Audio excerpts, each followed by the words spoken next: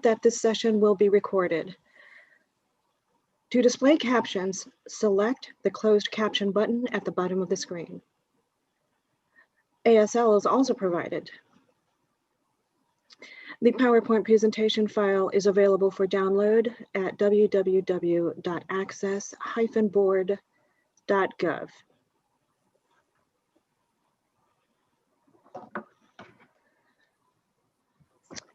Welcome again, everybody, to the U.S. Access Board's presentation, Inclusive Interfaces, Accessibility of Self-Service Transaction Machines. Sachin Pavitram, whenever you're ready. Thank you, Rose. Good afternoon, everyone. My name is Sachin Pavitram. I'm the Executive Director of the U.S. Access Board. Welcome to our panel presentation today on self-service transaction machines. So today we are going to hear about the accessibility and inaccessibility that exists when it comes to self-service transaction machines. The conversation around self-service transaction machines, and when we say self-service transaction machine, we are referring to kiosks or any point of sale machines, any device that we use, or any machine that we use to complete a transaction independently.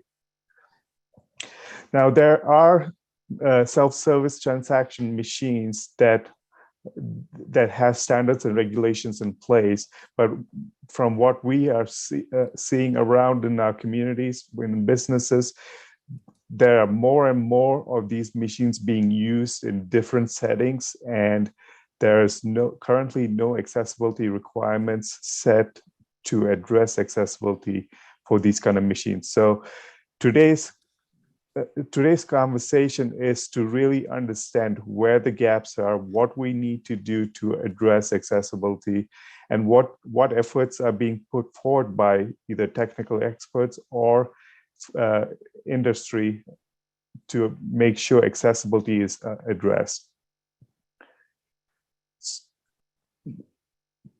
We have a pretty packed agenda today. We have two panels that you'll be hearing from.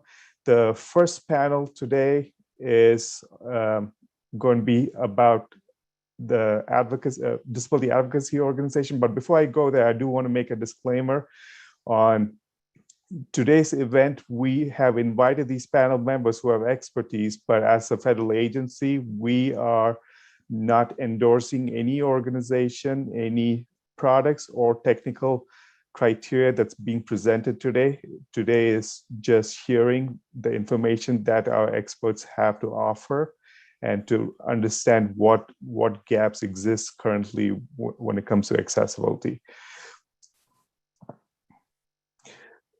So our first panel today will be members of the Disability Advocacy Organization, and then following that will be a colleague of mine, Bruce Bailey, who will be talking about the current technical standards that exist that relates to self-service transaction machines. Then we'll have a second panel that consists of technical experts and members from the industry to discuss about what efforts are being put forward. So it is going to be a pretty packed agenda, so we will not have time for public discussion, public comments or questions, but we will have some moderated conversation after each panel member that I'll be asking each of the panel members. Depending upon how long the presentation go, we'll have some conversation at the end of each panel discussion. So with that said, I'm going to introduce the first panel, and today's first presenter on the first panel is going to be Mark Hill, who is a member of the Deaf and Hard of Hearing Consumer Advocacy Organization, and I'm going to turn the time over to Mark Hill for his presentation.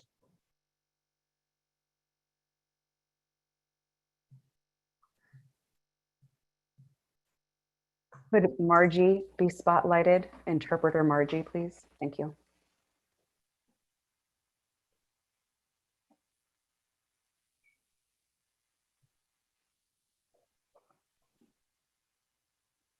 Hello, everyone. My name is Mark Hill.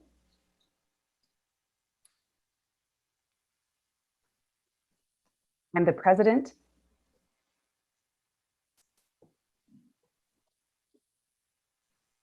of CP and Deaf, as well as DHH CAN, Deaf and Hard of Hearing Consumer Advocacy Network.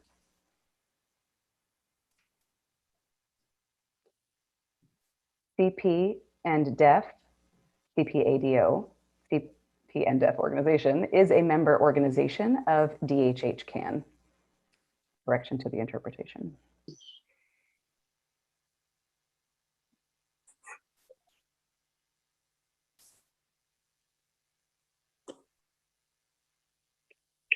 I'd like to focus my remarks today on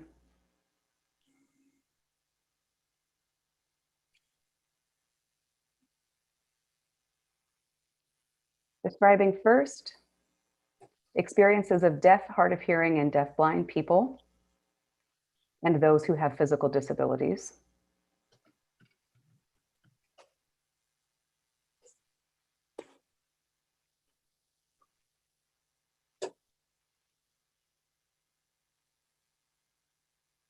And to focus specifically on those who have mobility disabilities.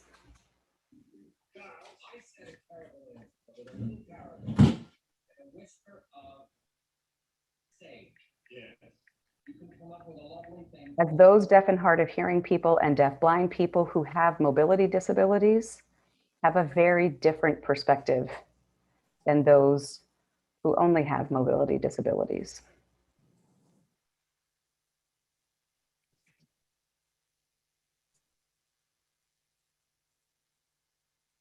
As an example, deaf-blind people use a specialized type of interpreting service and use other types of assistive communication, such as close vision services or Braille services, and sometimes SSPs, support personnel. These are examples of resources that people who are deaf-blind use.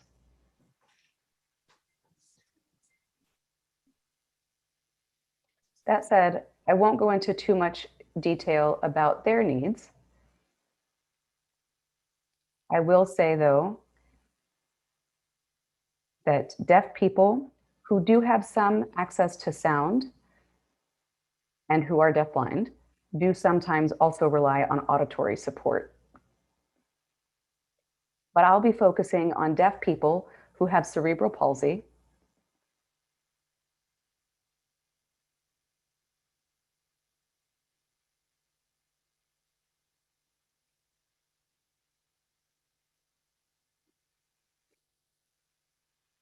we represent a broad range of ethnic diversity, just as there is across the broader population. Please hold one moment.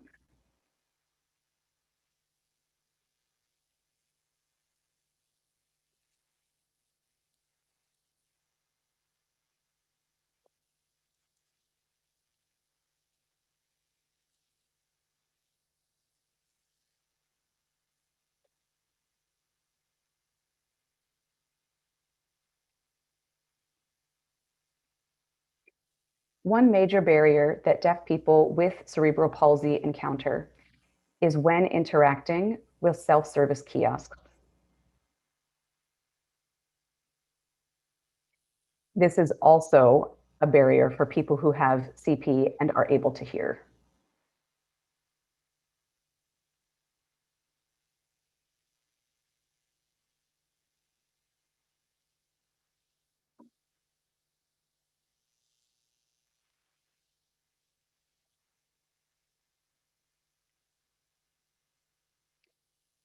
I have several concerns. One has to do with leg space when using a self-service kiosk. Oftentimes, the leg space needed when one uses a wheelchair is too far to also be able to interact with the touchscreen display.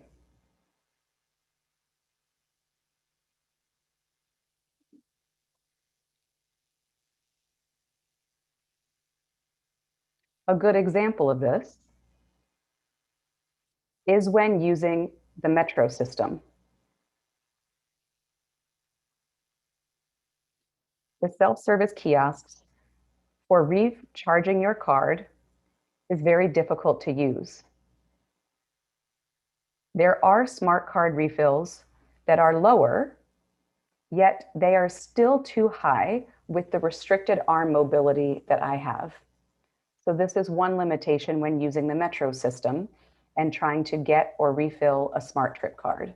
This is one example of the types of kiosks that we interact with that pose a difficulty.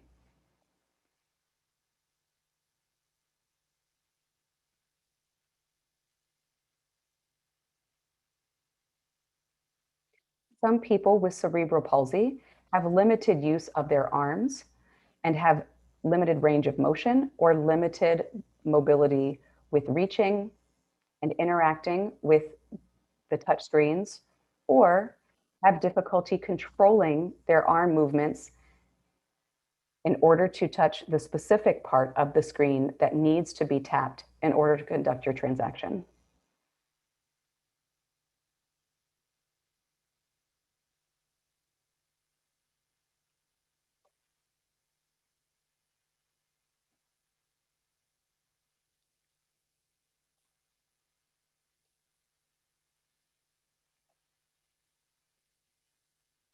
Another issue with interacting with kiosks is sight lines. For example, when using ATM machines,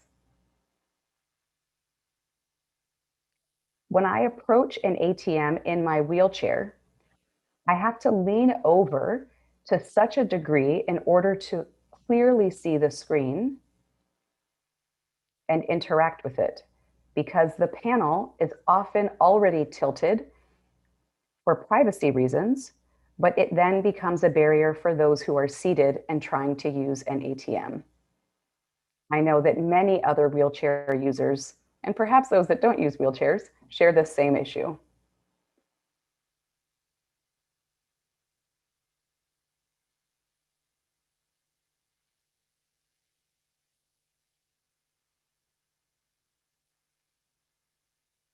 Oh, and I almost missed one of the most important barriers to mention when using SSTMs. This goes back to the use of one's arms and manual dexterity. This is a very good example of what our experiences are like.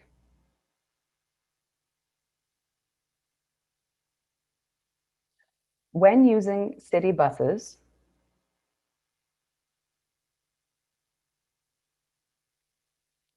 or any bus for that matter,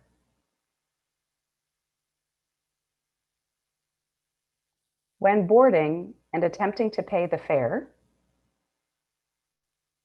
the touch panel for the Smart Trip card is again angled in such a way that not only is it difficult for me to place my card on top of the fare reader, the screen that tells you whether or not your card has been read is on a flat surface and nearly impossible for me to see. This is another example of a place in which I interact with a self-service kiosk on buses. This then limits my independence, because what ends up happening is that the driver usually takes my card, taps it, and returns it to me without me knowing how much is left on my card. And this then feels uncomfortable because as a deaf person, I also am limited in how much I can communicate with the bus driver.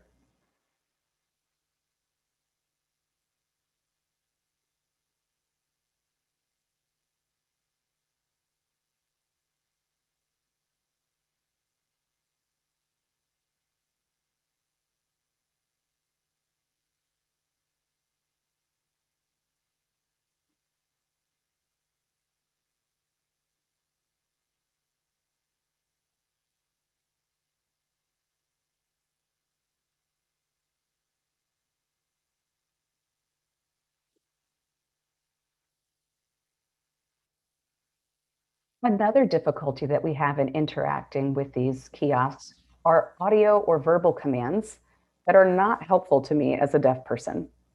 Even someone who is hearing or late deafened often does not benefit from these sorts of audio prompts.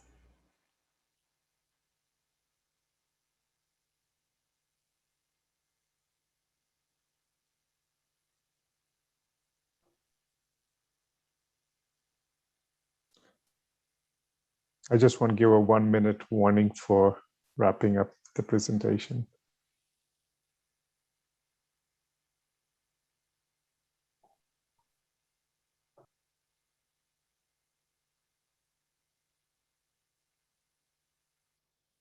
One other difficulty when interacting with kiosks are that you're often asked to choose which language you'd like to use when completing your transaction. If the screen is hard to use, then it's also hard to even move past this option. Now, that said, I'd also like to see 2 more languages be added to the list of options. American Sign Language should be offered, as well as international signs.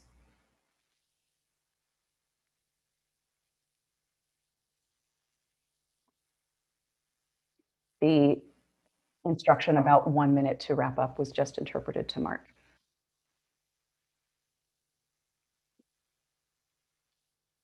In sum, I think it would be nice if these routine prompts available on the kiosk could be signed in ASL or International Sign by an avatar. This is an emerging technology that is certainly available in such routine formats and could be made available so that it's easier for people to understand the prompts on these kiosks. There's currently research about the ways in which avatars can be used to express sign language very naturally and clearly.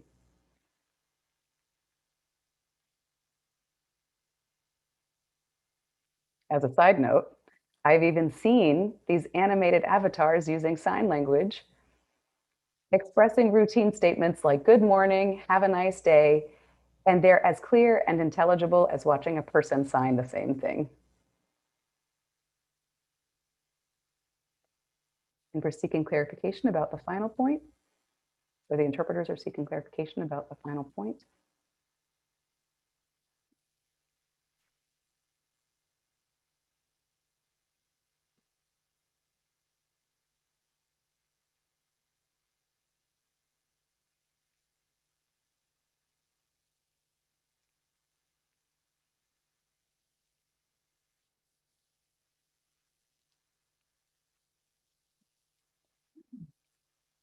We might get to see an avatar letting us know that it's going to be a hot day, 100 degrees.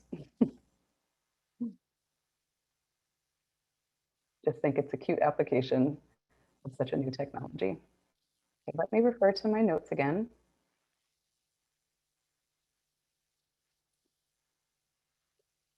We're unsure if Mark saw the 1-minute warning and we're passing that along. He says, yes, I understand. This is my last point.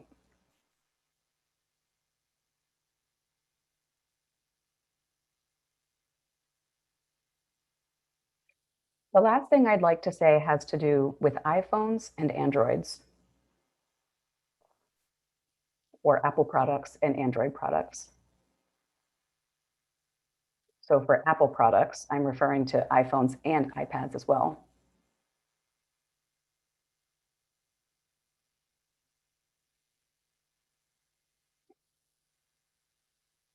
It would be nice if there were an option to connect your own phone or tablet to a kiosk as a way to more effectively use the touchscreen. The reason for this is, again, that most kiosk screens are already tilted at such an angle that they become very difficult to use.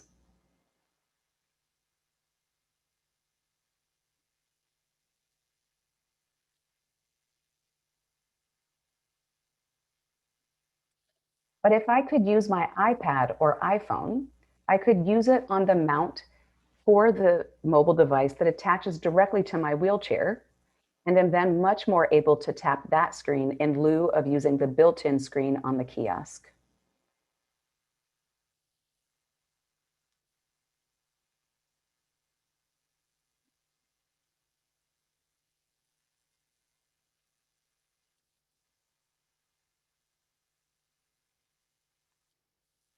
I share all of this to reinforce the quote that we all must keep in mind: there is no one size that fits all.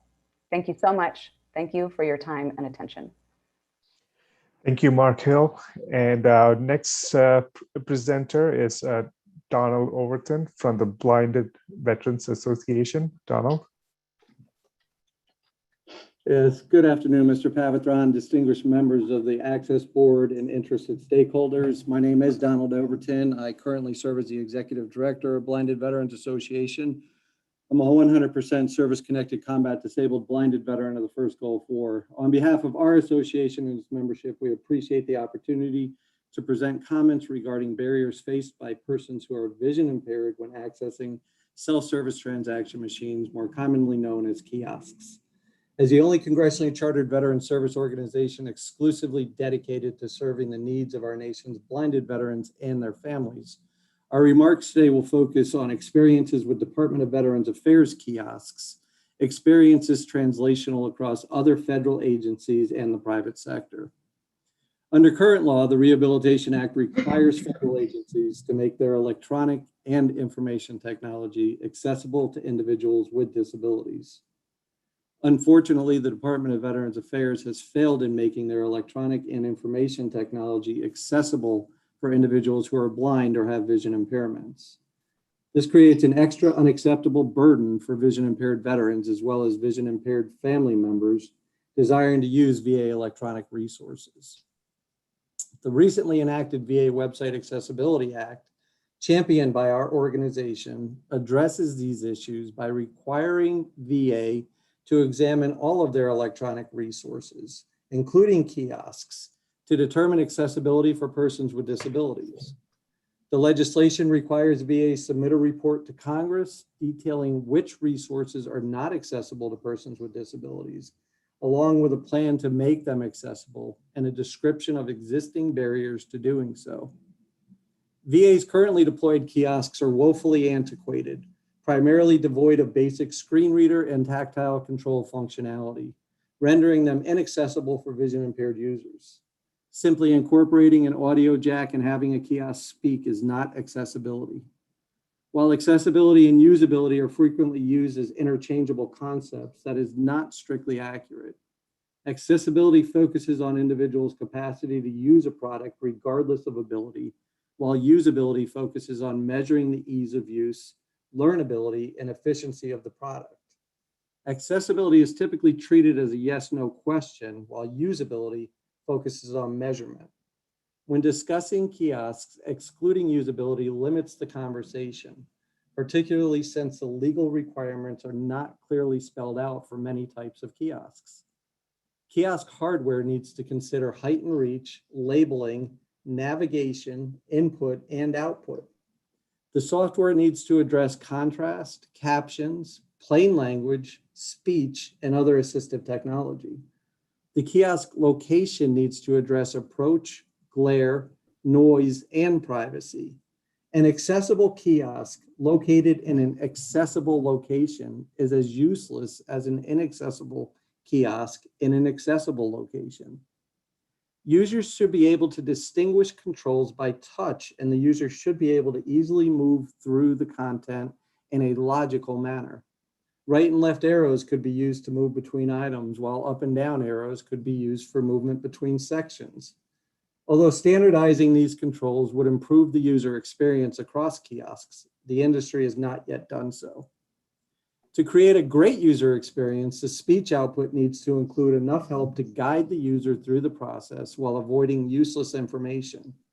An orientation to the kiosk should be available up front, but should also allow the user to easily bypass it if the user has used the kiosk before.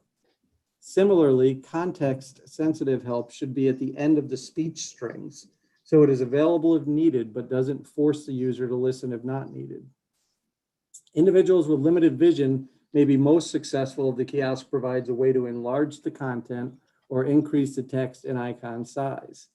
Standards should require displays include high contrast text with multiple font options. Labels and keys on the kiosk should have sufficient contrast so they are easily readable. Creating high-quality user experience for individuals with disabilities requires considering functional use. Because ease of use and efficiency can cause conflicting needs, manufacturers must ensure they test both novice and expert user personas when conducting usability testing. Any user, regardless of ability, should be able to successfully use each functional area of a kiosk in a reasonable amount of time. This may not always be as fast as someone without a disability, but it should be close. Ensuring that all individuals can access electronic resources should not be a controversial idea. In fact, as previously stated, federal law already requires it. We look forward to VA Secretary McDonough's report to Congress this summer detailing which electronic and information technology systems are not accessible to persons with disabilities, the existing barriers, and a viable plan to make them accessible. We offer our subject matter expertise throughout the remediation process. We equally look forward to ongoing engagement with the Access Board in hopes of one day realizing inclusive, barrier-free, accessible life experiences. BVA thanks you for the opportunity to present today, and we look forward to answering questions. Thank you, sir. Thank you, Mr. Overton. So the next presenter we have is Clayton Lewis from the Coleman Institute for Cognitive Disability. Mr. Lewis. Thank you. I'm happy to bring input from my colleagues, Stefan Carmine and Shay Tanis, and especially from Nancy Ward. I know some of you know Nancy. She's a very prominent national self-advocate. And I was fortunate to be able to talk with Nancy when she was with a group of friends. She gave us a little bit broader input for the conversation today. Next slide. The first point Nancy and her colleagues mentioned may surprise you a bit. It's difficulty reading. You might be thinking, I thought this was about cognitive. What do small letters and symbols, low contrast and glare have to do with that? Well, there's a big cognitive impact. When things are difficult to make out physically, reading becomes far more demanding cognitively because you're basically in a puzzle solving situation of trying to guess what this cryptic display is trying to communicate to you. So this is the top issue that Nancy and her colleagues mentioned. Next slide, please. Another observation from them that may surprise you is second on their list is small keys and buttons. Again, you might ask, what's the cognitive issue there? Well, when keys and buttons are small, you're very likely to hit the wrong key or button, which puts you in an error correction situation, which is very difficult cognitively. So avoiding errors in that way is extremely important for people with cognitive limitations. Next slide, please. Another point they called out was difficulty with those kiosks that involve payment. They noted that the older swipe technology was such that it was usually pretty obvious what you were supposed to do with your card. Now that chip cards are common, they say that they often have trouble figuring out where they're supposed to put the card because the slit is inconspicuous. Another issue is that payment subsystems are often poorly or not at all integrated with the main interaction. So, for example, as Carl mentioned, there's a need to be able to select language, but often you may select language in the main interaction, but that selection doesn't carry over to the interaction with the payment subsystem. Next slide, please. I've mentioned the problems with error correction. So for anybody, but certainly people with cognitive limitations, avoiding errors is extremely important. So making logic as simple and clear as possible, that's obviously going to benefit everybody. Another point Nancy and her friends bring out is that they encounter situations where to correct an error, they have to restart the entire transaction. That obviously takes time, but also it means you're having to do things twice, which brings up the possibility of making further errors. Also, kiosk users are often under psychological time pressure because there are other people waiting in line. So things that make you have to restart are bad, but especially if there's a timeout that you encounter when you're struggling to complete an interaction, that's really a toxic mixture when that occurs. Next slide, please. Finally, there's a complex question of personalization and customization. I'll just mention two aspects of this. One is that Nancy and colleagues stress that they don't like the occasional situation in which certain machines are labeled accessible machines and others are not made accessible. They strongly prefer universal design in which all devices are useful. They say otherwise everybody queues up at the accessible one because everybody prefers that one. Finally, in many, but not all kiosk applications, there's the problem of catering for experienced users as well as novices. And to refer to an idea from the blind computer scientist T.V. Raman, the best interaction is the one you don't have to have. So systems that allow people to have smart cards or things on their tokens on their phone and avoid interacting with the kiosk altogether, that's an excellent way to cater for the regular user so that the kiosk system itself can really cater for novice users and really emphasize a clarity of interaction. So thanks for the opportunity to pass along those thoughts. Thank you. Thank you for your comments. Our last presenter for this first panel today is Mr. Dave Pierce from the United Spinal Association. Mr. Pierce. Hi, everyone. My name is Dave Pearson, and I am a middle-aged 43-year-old Caucasian male from Portland, Oregon. And I am here today to talk to you about accessibility to self-service transaction machines from a physical disabled perspective. I have a spinal cord injury, which resulted in partial paralysis, basically below my armpits. Next slide, please. Just as a little primer,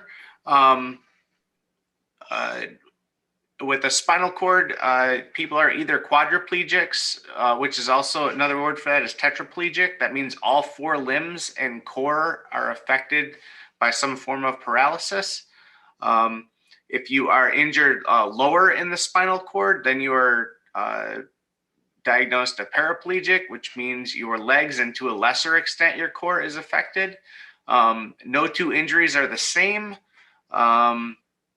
My specific physical afflictions are I am unable to pinch using my fingers.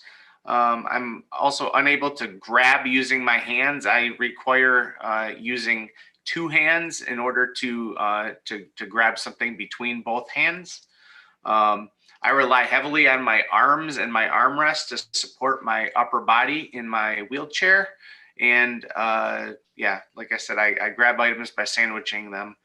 This severely limits my reach. I need to put both hands together, so I can only get like, a foot outside of the radius of my chair with both hands. I will back up a little bit here so that you guys can see the power chair that I am in. It's a full big old power chair, uses quite a bit of space, and has the ability to tilt, recline, as well as raise up and down. So that helps me a lot when it comes to using self-service transaction machines. Next slide, please. My first issue I'd like to talk about is physical space. As you can see, my power chair occupies about a 6-foot radius. I also have a service dog that is with me most of the time.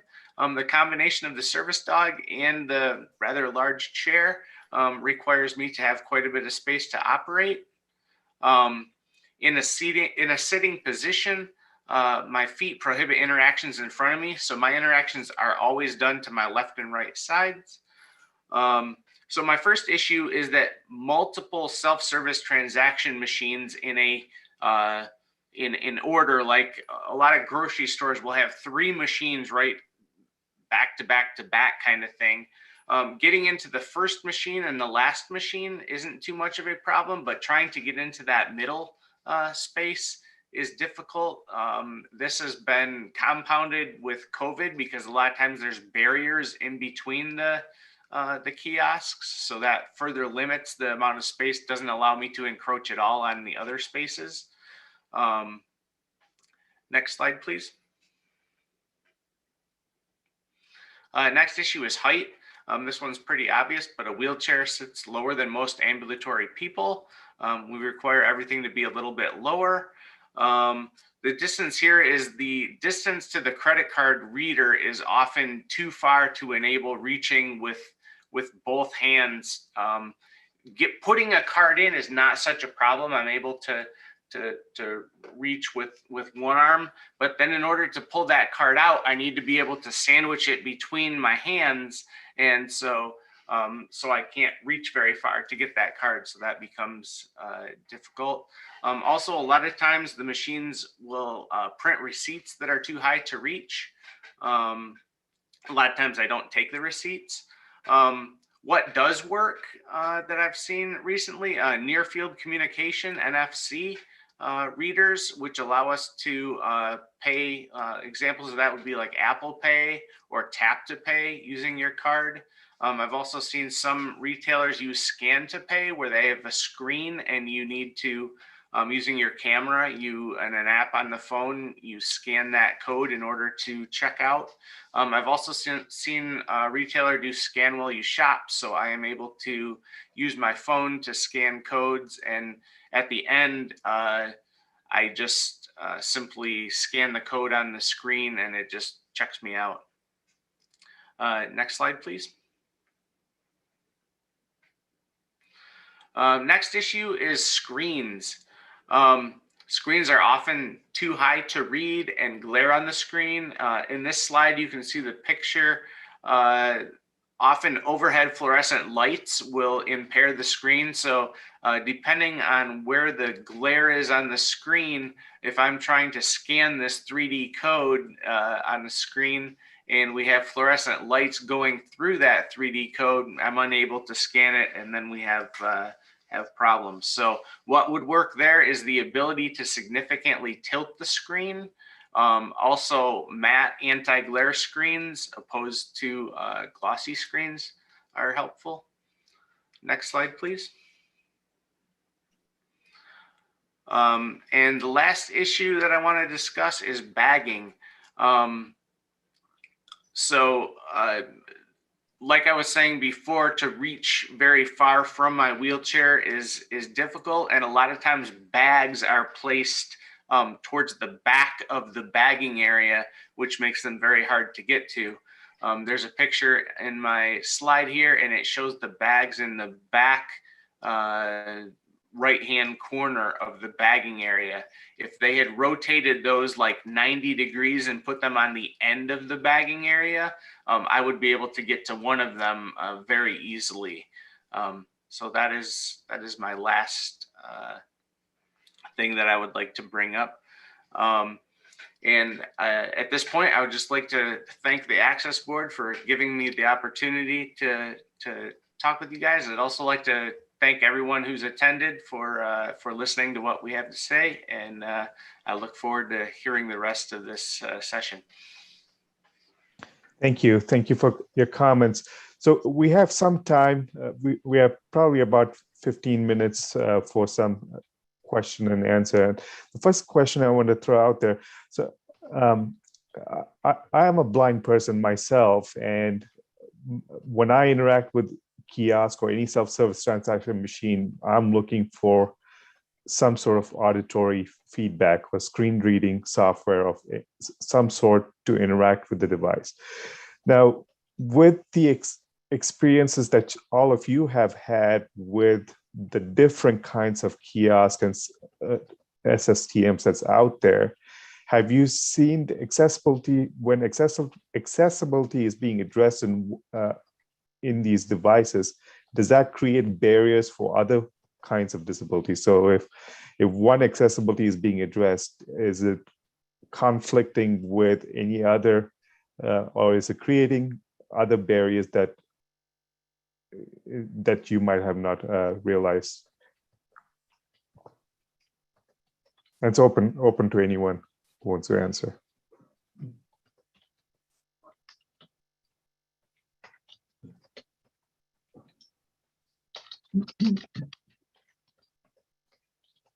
This is Dave Pearson. I think my view is that when they make things accessible, usually it helps all people. Sometimes even people that they don't necessarily mean to help. A good example of this would be like curb cuts. Curb cuts are great for people in wheelchairs. They're also great for mothers pushing young children in strollers. So I have not seen, I can't think of any specific things where like, geez, this accessibility thing for someone really caused me problems as someone with motor disability. Anyone else? Yeah, it's Donald Overton. I would tend to agree with the comments. Oftentimes what we experience is folks that don't necessarily require the accessibility functionality prefer it. So whether that is being able to flip on contrast controls or go audible, we tend to find that most everyday users gain greater experience and access to this technology using accessibility functionality. This is Rosemary. Mark Hill has his hand raised. Go ahead, Mark.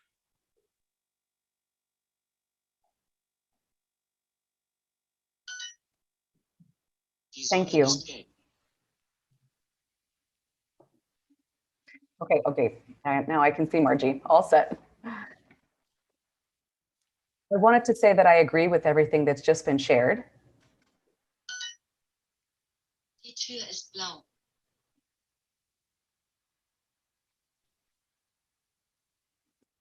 There are many times where I encounter barriers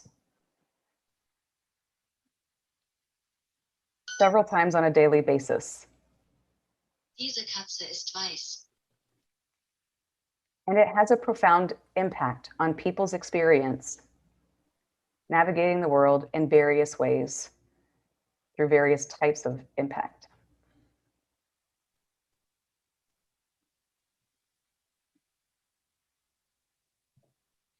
So it is so critical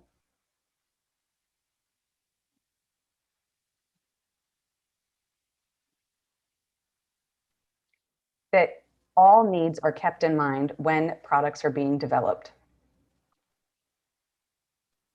I know it's not easy, but you have to be committed to figuring out a design that is flexible enough to be adaptable to everyone's needs.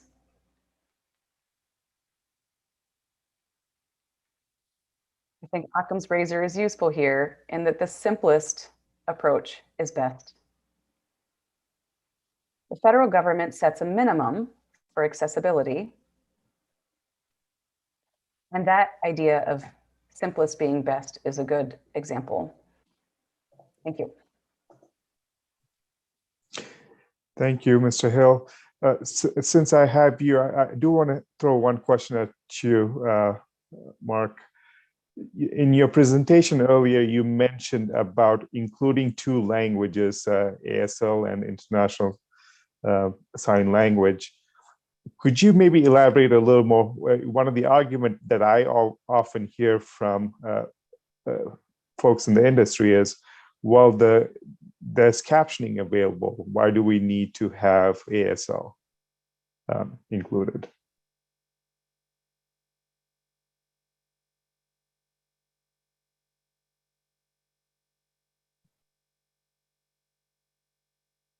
That is a good question.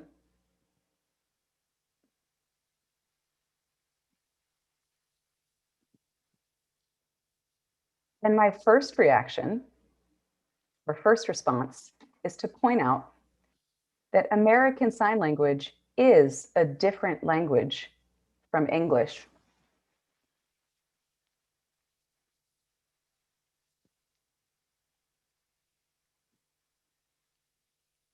That's an important distinction to make between ASL and captions. ASL is not simply a manual version of English.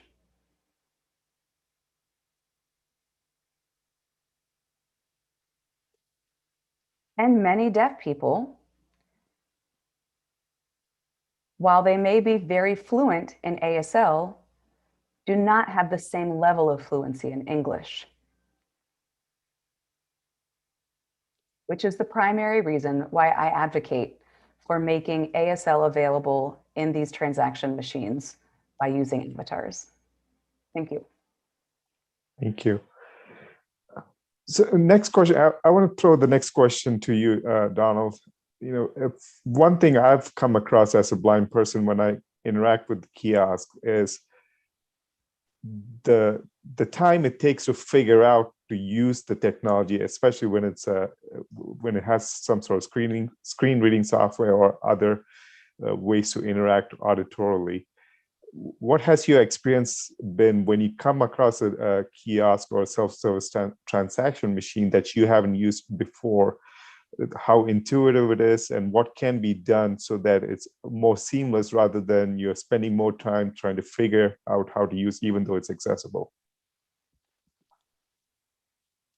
Yeah, and it's a great question, and we've experienced that as we look at it. And to my earlier comments, I think if the kiosk had the opportunity to provide that upfront introductory option for individuals that want to fully understand what's available, and then making sure that we're putting those speech strings in the right locations so that once you have familiarity with that kiosk and you come back as a return user, you can bypass all of those components. But being able to have that introductory up front, begin to guide us through the functionality of what's available to us. And then, of course, looking forward to the industry beginning to collaborate more effectively, I believe, and standardize more, if we could find a way to get that as close to possible of a single user experience. Obviously, it'll never be perfect given the different functions, but realizing that if we could activate the screen reader functionality,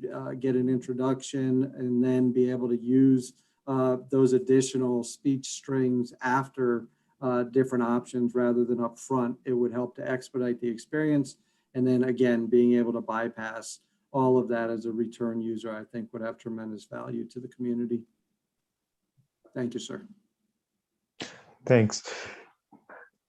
I think we have time for a couple more questions. One thing I want to put out there is this particular space, SSTMs, it's evolving pretty fast and it's being used in many different settings. Are there things that in the future that you think that we need to be mindful of when this technology is evolving so fast, that we need to be mindful when we set standards, when we work on what the accessibility criteria should be? And this is open to anyone. And this is Rosemary. Before anybody answers, you do have a hand raised from Brian Bard.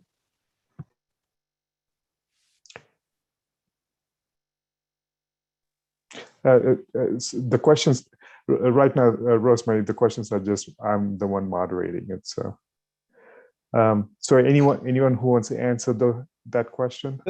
This is Clayton. I can't remember which of the presenters made this point, but I think there is a bright future for the idea of allowing people to interact through their personal devices.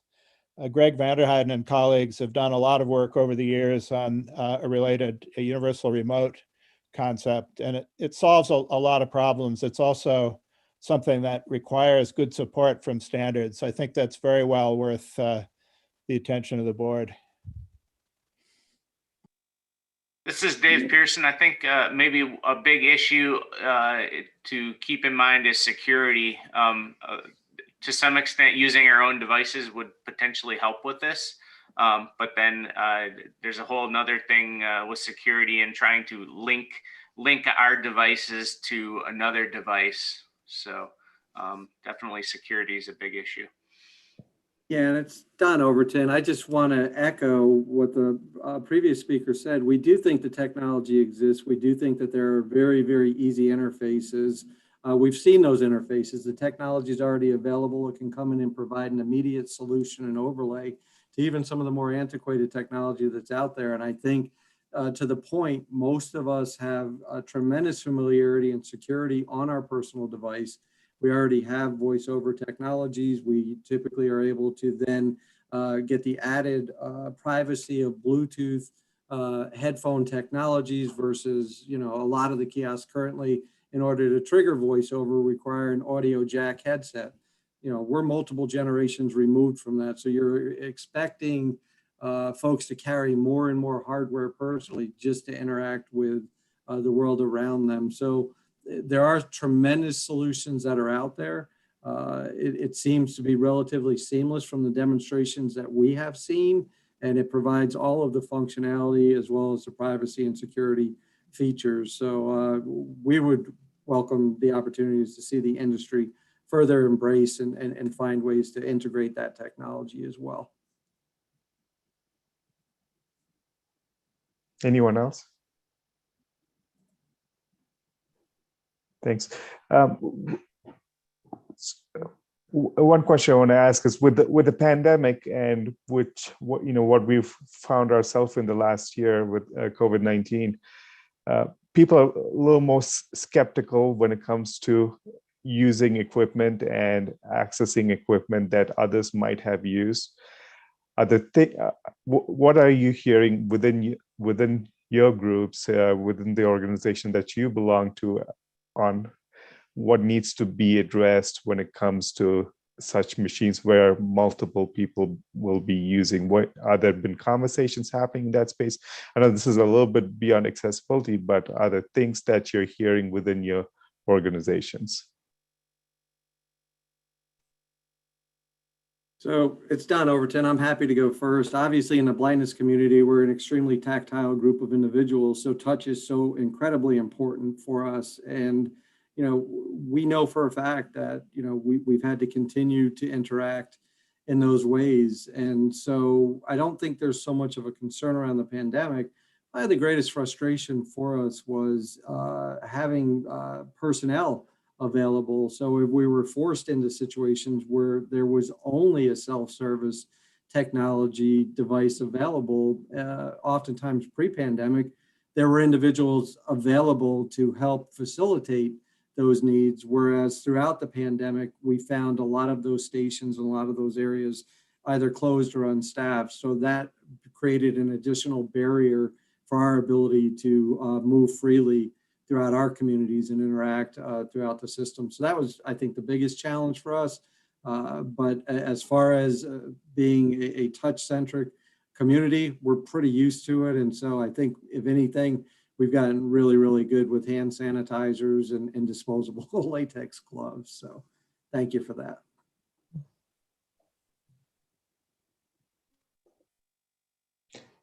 Anyone else?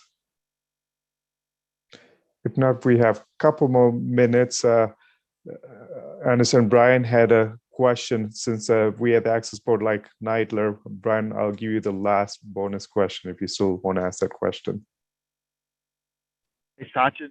Hi, everyone. So I'm Brian Bard. As Sachin said, I work at HHS ACL/Neidler. I mentioned in the chat that as a quadriplegic who drives a van, operating a kiosk is pretty much impossible. And that comes up with parking. And everyone wants you to interact with parking. The best suggestion I would have for that would be like an easy pass kind of thing, where we just get to drive through and the charge is sent to our account, whatever account that is, and that we don't have to try to fumble, because, again, as a quad, I can just barely stick my hand out the window while I'm driving. So there's no chance. I mean, maybe good voice control would work, but that would be difficult for people who are deaf. So anyway, that was my suggestion, is some kind of an easy pass situation or parking kiosks. Thank you. All right. Well, thank you, Brian. Well, thank you, everyone. I appreciate all the comments you have made today. And thanks for taking time to join us today on our first panel.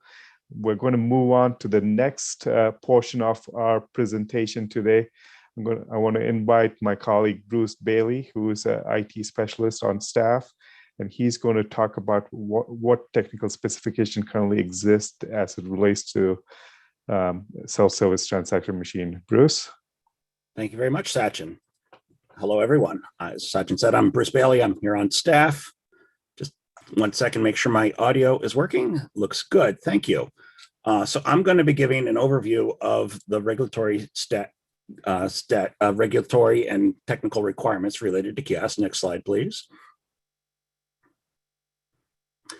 I want to reinforce what Sachin brought up at the start of our meeting, that the term of art that might be used varies widely. I mean, colloquially, everyone says kiosks, and that's a great word.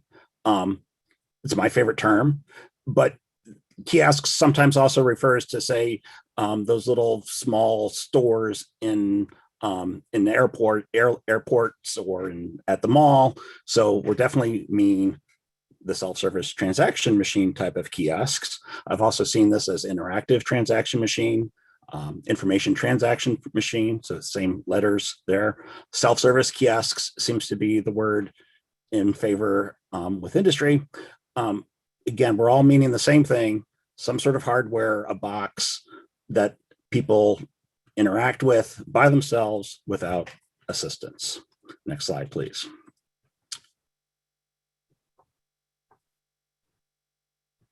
So the regulatory statutes that I'm going to be touching on, and again, this is very, very quick, just kind of level setting our conversation here today for the next panel. But our direct purview at the Access Board is, of course, the Architectural Barriers Act and the Americans with Disabilities Act. And I'll talk about the regulation pertaining to kiosks there, and also Section 5 of the Rehabilitation Act, which is my day job, so I'll probably spend more time on that one than these others. But also I want to mention other recent regulatory activity, including the Air Carrier Access Act under the purview of the Department of Transportation, and the Help American Vote Act, or HAVA, which is under the purview of the Election Assistance Commission, and what they have for voting systems with a Voluntary Voting Systems Guideline, or VVSG. Next slide. I'm going to address these in kind of chronological order, which will turn out to give us kind of a, it threads all of these different regulations pretty well, I think. Going back 20 years, which as far as I'm aware is the earliest formal regulation for an accessible kiosks, accessible self-service transaction machines. That is back in 2000. With Section 508, the original Section 508 standards, electronic and information technology accessibility standards in particular. And then in 2002, the Help America Vote Act, or HAVA. 2004, the Access Board updated the ABA and ADA accessibility guidelines. And then in 2010, the Department of Justice adopted the updated ADA standards. The other two items in my chronology here are in 2013, the Air Carrier Access Act amendments that were particular to kiosks. And then in 2017, we published the revised Section 508 ICT accessibility standards. Very important, of course. Next slide, please. Now, as I touch on each of these, one of the question I'm going to highlight is what term is used. What's the term of art for kiosk? And then secondly, what is the application or scoping or the limitations? What type of kiosks is the regulation addressing in particular? And then what I thought is a very interesting question for us to ask, because there's quite a number of details with each of these regulatory standards defining what is accessibility. But the question I'm going to ask here today with each of these is the kiosk required to talk? So what, for verbal output for somebody who's blind, does it have to have speech synthesis? So let's go on, next slide. And again, starting with the original Section 508 standards, the section there is 1194.25, self-contained closed products.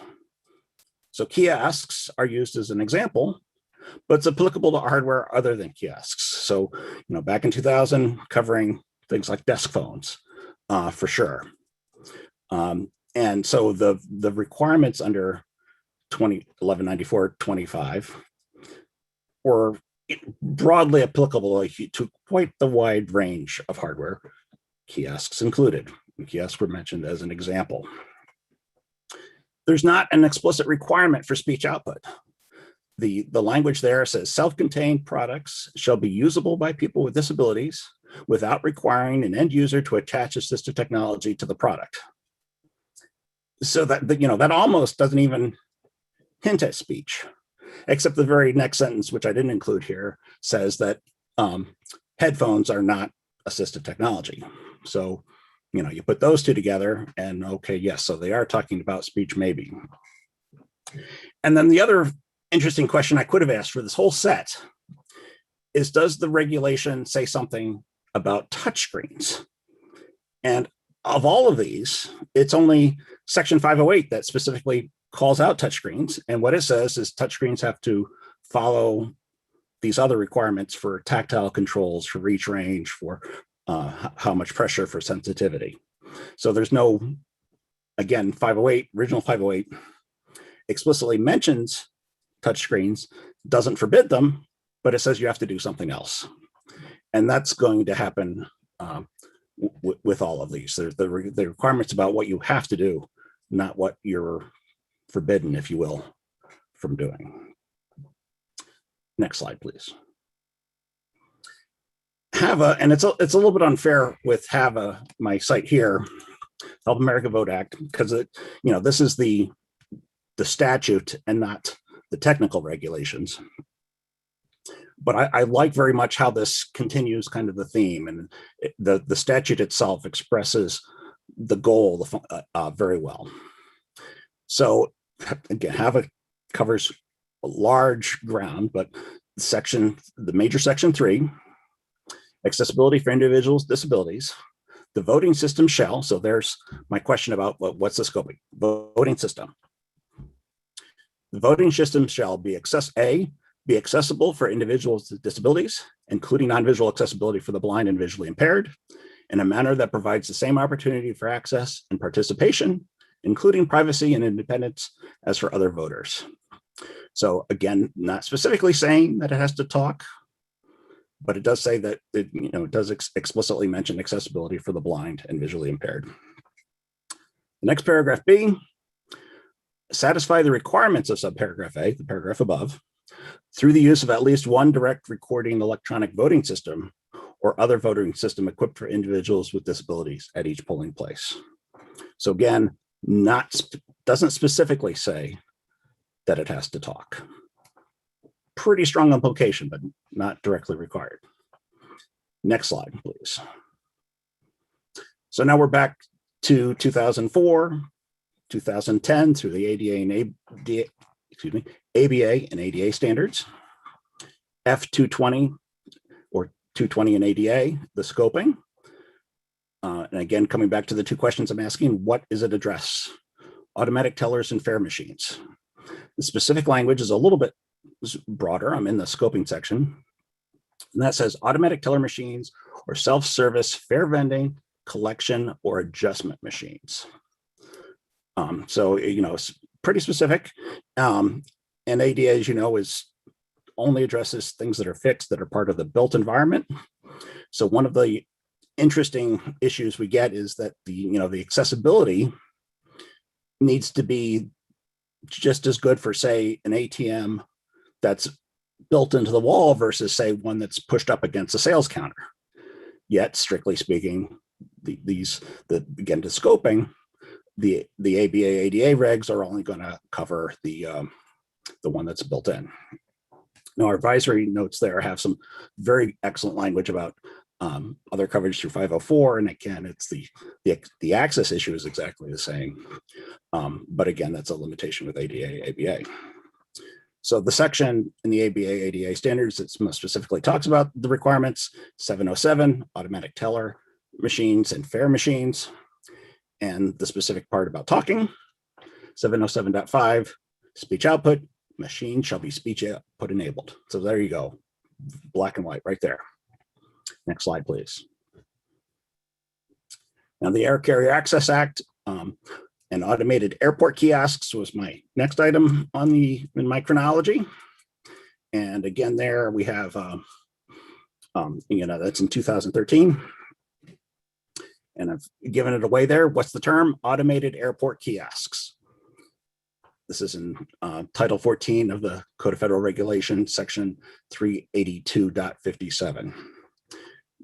The Department of Transportation here titles their requirements with questions. So this is the heading.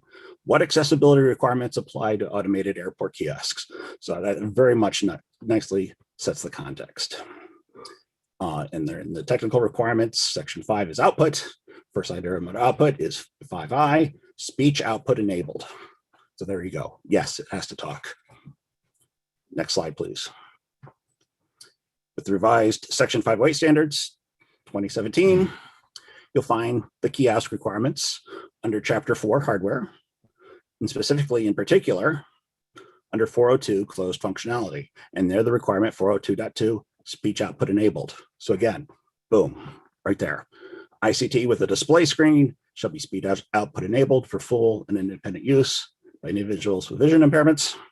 So again, it must talk. Now there's a whole bunch of exceptions underneath there for caveats or limitations and fair applicability of that requirement for speech output enabled. For example, if the ICT is something like a, like a thumb drive, it's not going to have the hardware and software to talk. But again, the basic requirement for something that's self-contained closed hardware is that it is speech output enabled. And with that, I think I'm ready to conclude. Next slide. Yes. So thank you, Sachin. Thank you, Bruce. So as we heard from Bruce, there are existing technical specifications, even though it's not required, that could be used towards making SSTMs accessible.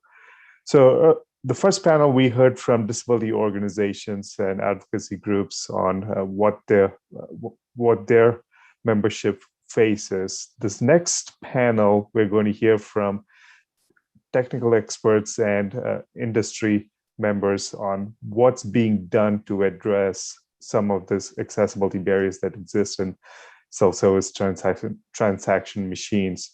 So our first presenter today on the panel, I think we have about 7 members on the panel today.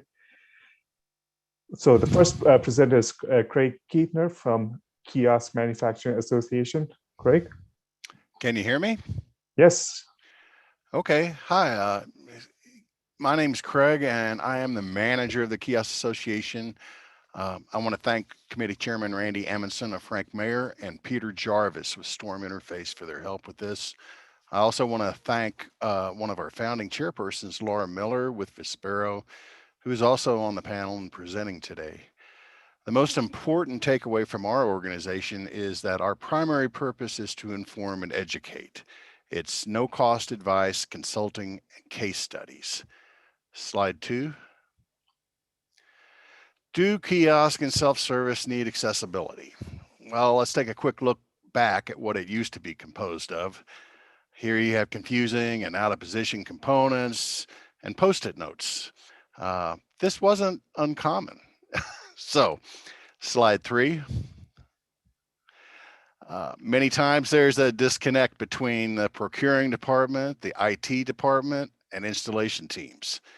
Our general advice is to use an experienced provider first, and then you can let the IT people modify it from there. One bright spot lately is that mobile proxy operation for kiosk screens is becoming a standard option where you can operate the kiosk via your mobile. Slide 4. Providers of self-service transaction machines encounter multiple barriers when recommending compliance. These are some of the more common ones. They generally center around cost. That'll be the budget. It's a big consideration. In my experience, modifying the application software is one of the biggest barriers. Slide 5. The Kiosk Association amplifies the U.S. Access Board message in many ways, primarily through physical and virtual trade shows like NRF and NRA, where we're dealing directly with deployers, be it Godfather's Pizza or Yum or McDonald's. We provide research and guideline docs for accessibility and PCI, and for probably 30 different RFPs from state, local education people every month, we will send recommendations and say, you need to follow ADA and understand it for your project. Slide 6. PCI EMV, along with ADA, comprises our primary regulatory focus. 2021 has seen the introduction of true audio in payment processing terminals. They couldn't do that before. They could only beep. In the PCI space, we refer to it as ICAT, or integrators of cardholder activated terminals. It's very similar to ICT in the ADA space. Some of the more emerging payment methods these days are text, palm, QR code pay, and facial payment. Slide 7. KMA sponsored a 2021 market research report for kiosk and self-service. You can request a free copy from me. It's 134 pages, 10 pages of charts, and directory of resources. It was community directed and it was peer reviewed. In December this year, we'll do an updated edition prior to the National Retail Federation show in New York. Slide 8. Here's where we work. We have functional verticals, which is different than market verticals. So we work in check-in and check-out, or wayfinding. Those are two of the primary ones. Most of these interfaces, most of these verticals require some type of user authentication, and then may have a payment interface or a variant of that. The interface that you see on your screen, depending on the operating system, can be a local system or it can be something from the cloud. Slide 9. Here's those functional verticals are spread across these markets that we do. So for example, retail grocery store like Kroger's, they have a healthcare check-in, for healthcare there at the store. Or you can buy your government DMV license renewal at the store. These days, one of the trends is with cities turning downtowns into pedestrian access and including smart city terminals within those areas. That's kind of a after effect of the pandemic.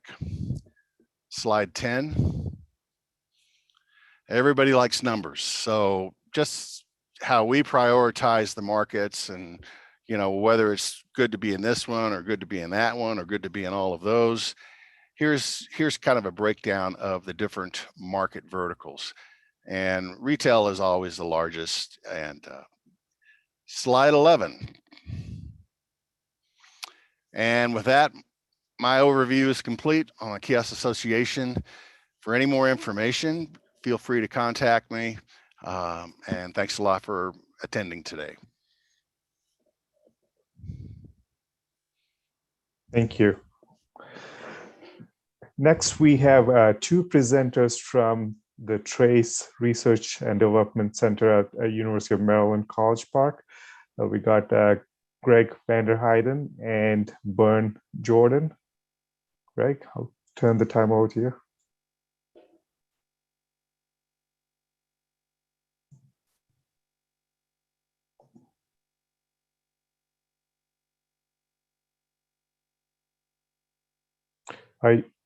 Are you muted, Greg?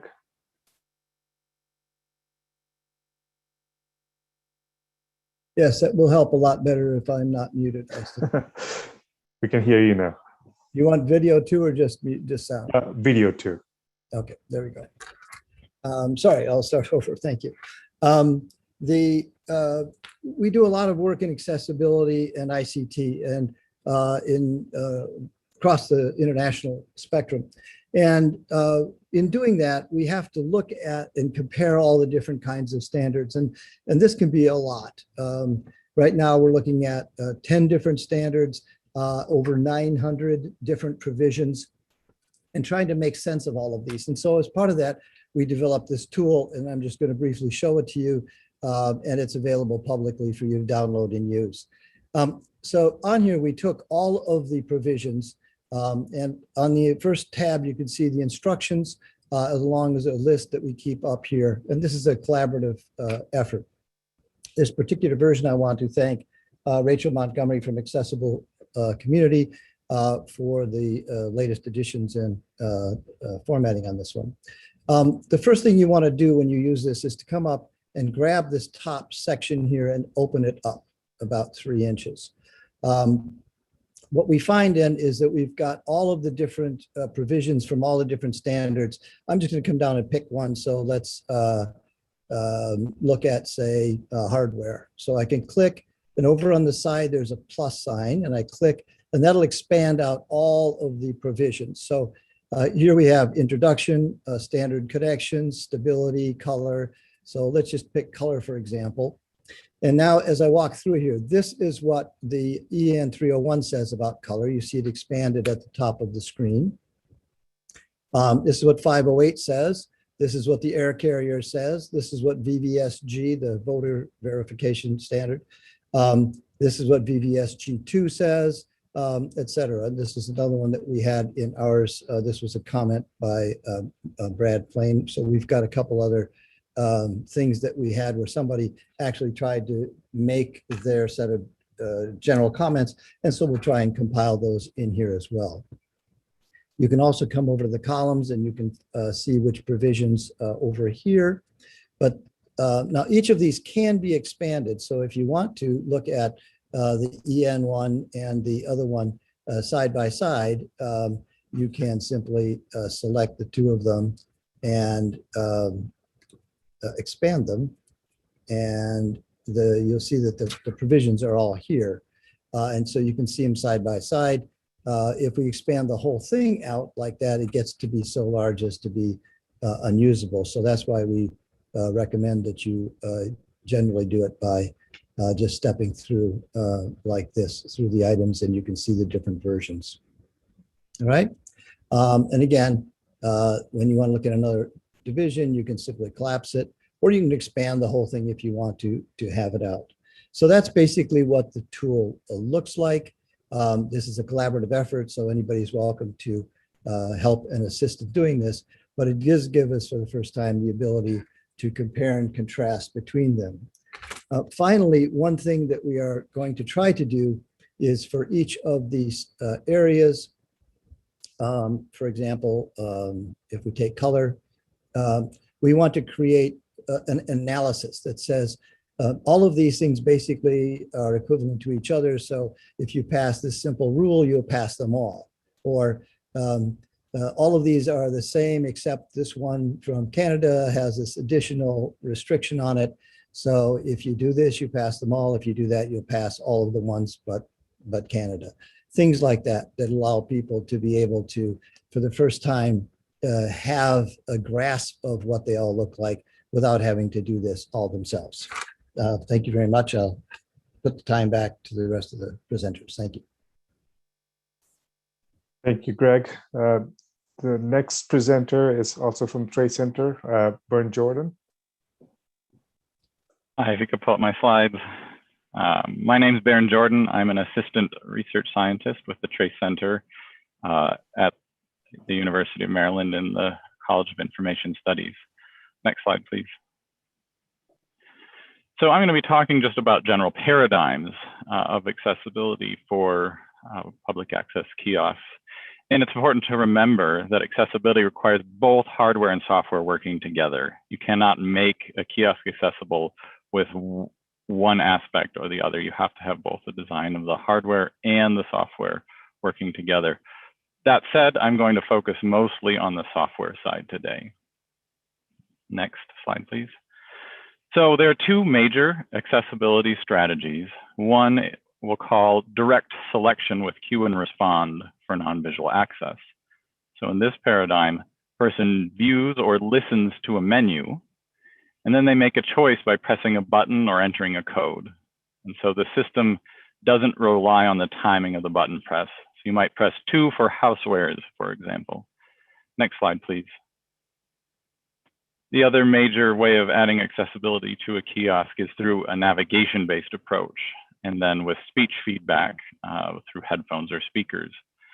So in this kind of approach, you would use a keypad that has arrow keys perhaps, and those move through the choices on the screen. When the choices are moved to, you see a highlight or a focus cursor, and then it's spoken through headphones. And then once you get to the one you want, you go ahead and activate it with a different button or gesture. And so this requires linear navigation so that it is easy to go from basically the top of the screen to the bottom of the screen and get to everything that is on the screen. And go ahead and go to the next slide. There's a quick demonstration video that I recorded earlier about both approaches, and we can play that now.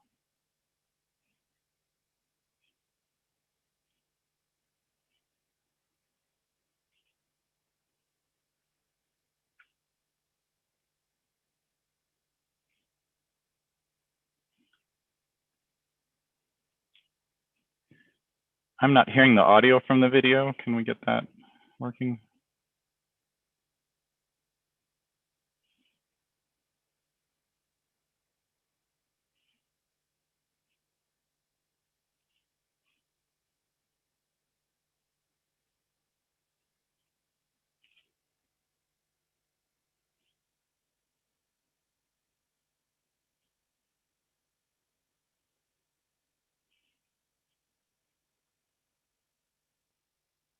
Welcome to Accept. For the first demonstration, I will be using a system with direct selection and cue and respond. This system has a numeric keypad that I will use to make the choices. Welcome to Accessibility Bank. Press a button on the screen or number pad to make a choice. For deposits, press 1. For withdrawals, press 2. For bill pay, press 3. To blank the screen, press 0. I want to withdraw $40, so I press 2. Accessibility Bank, withdrawals. For quick $20 from checking, press 1. For quick $40 from checking, press 2. For quick $60 from checking, press 3. For quick $80 from checking, press 4. For quick $100 from checking, press 5. For custom withdrawal from checking, press 6. For custom withdrawal from savings, press 7. I want to make a $40 withdrawal, so I will press 2 again. Accessibility Bank. Dispensing $40 from checking. Please collect your money from the dispenser below the screen. And so I'm done. For the second demonstration, I will make the same $40 withdrawal, but with a system that uses navigation. Easy Access, which is one example of a navigation-based system, is a set of techniques developed at the Trace Center. This particular system has a keypad with up and down arrows for stepping through things on the screen, and a circular button for making choices. Welcome to Accessibility Bank. I press down. Press a button on the screen. Or move with the keypad and press the green circle button to make a choice. I press down again. Deposits. Button.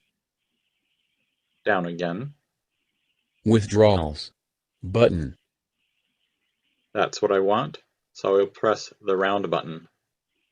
Accessibility Bank. Withdrawals. Down. Quick $20 from checking. Button. Down. Quick $40 from checking. Button. That's what I want, so I press the round button. Accessibility Bank. Dispensing $40 from checking. Please collect your money from the dispenser below the screen. And now I am done with the transaction.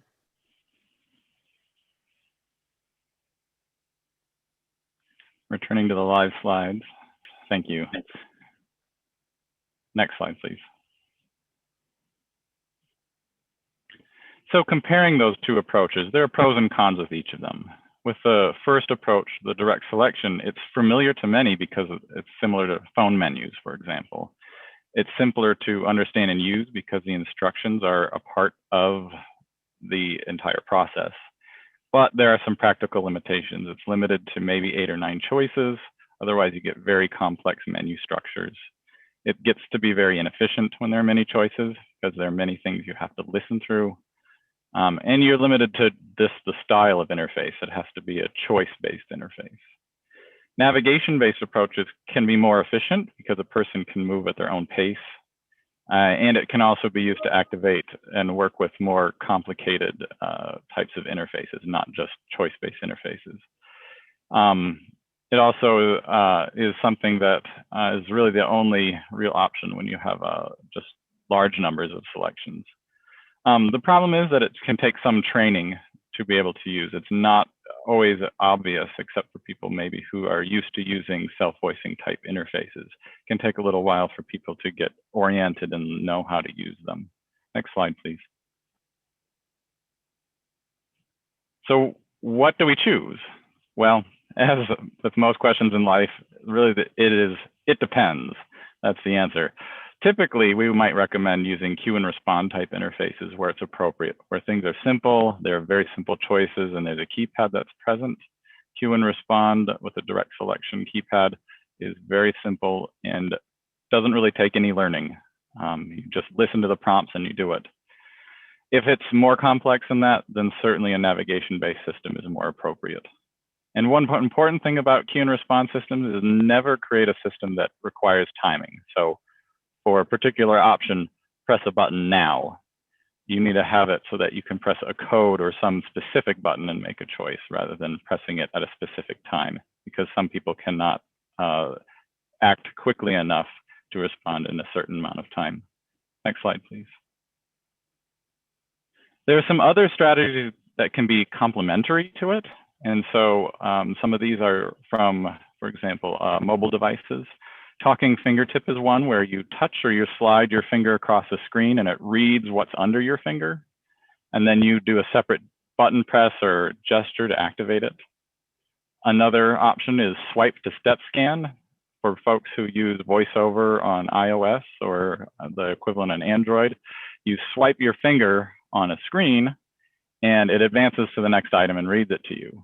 And then you do another gesture or press a button to activate. And then finally, speech input. So speaking to the device will be an important thing. It can be very simple where it works. The user just says what they want to do. Now, all of these can be very efficient, and many people will be familiar with these, but there are some limitations in why they have to be a complementary strategy. With the talking fingertip, where you move your finger across the screen, it's pretty easy, especially on a large screen, to miss things. If you cannot see them, you might not track properly and you might miss things. For something where you're swiping, like on VoiceOver on a mobile device, it's certainly hard to learn without training. And it's also easier to accidentally activate things. So if you don't do a swipe right, then you jump somewhere. And I've seen this in observations that people will do that and they have to quickly go into error correcting mode. And so this is even worse for people who have difficulty with making clean swiping gestures. And so they might have unintentional errors just because they have a hard time making those motions accurately. And then finally, for speech input, the problems there are that some people cannot speak or speak clearly. The environment might be noisy in addition.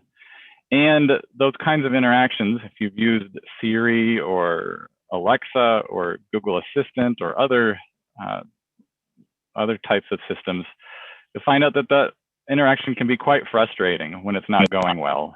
When it says that it doesn't understand you or it says the wrong thing in response, it can get really frustrating really quickly. So next slide, please. So I just want to thank you for your time, and that our research is supported by NIDLR and the U.S. Administration for Community Living. Thank you.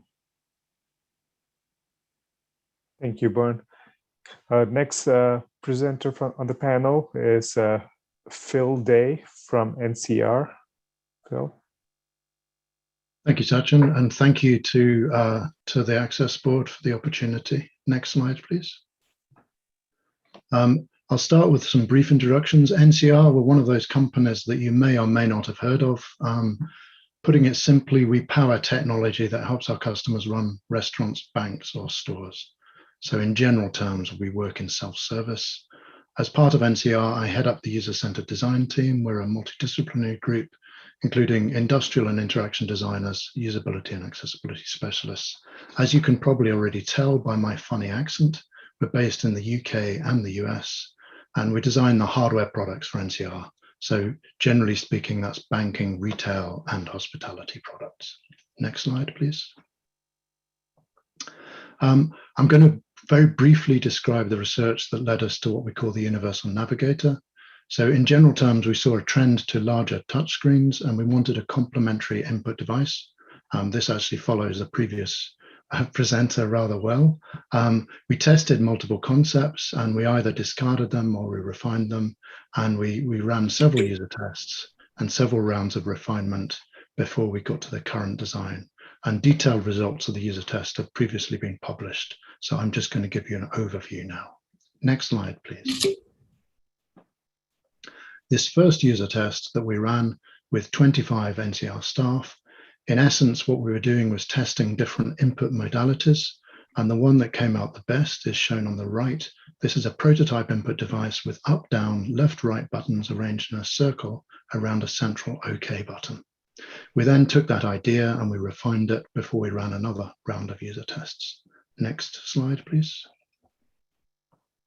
This user test, we partnered with RNIB, the Royal National Institute for Blind People in the UK, and we tested with a much higher fidelity prototype.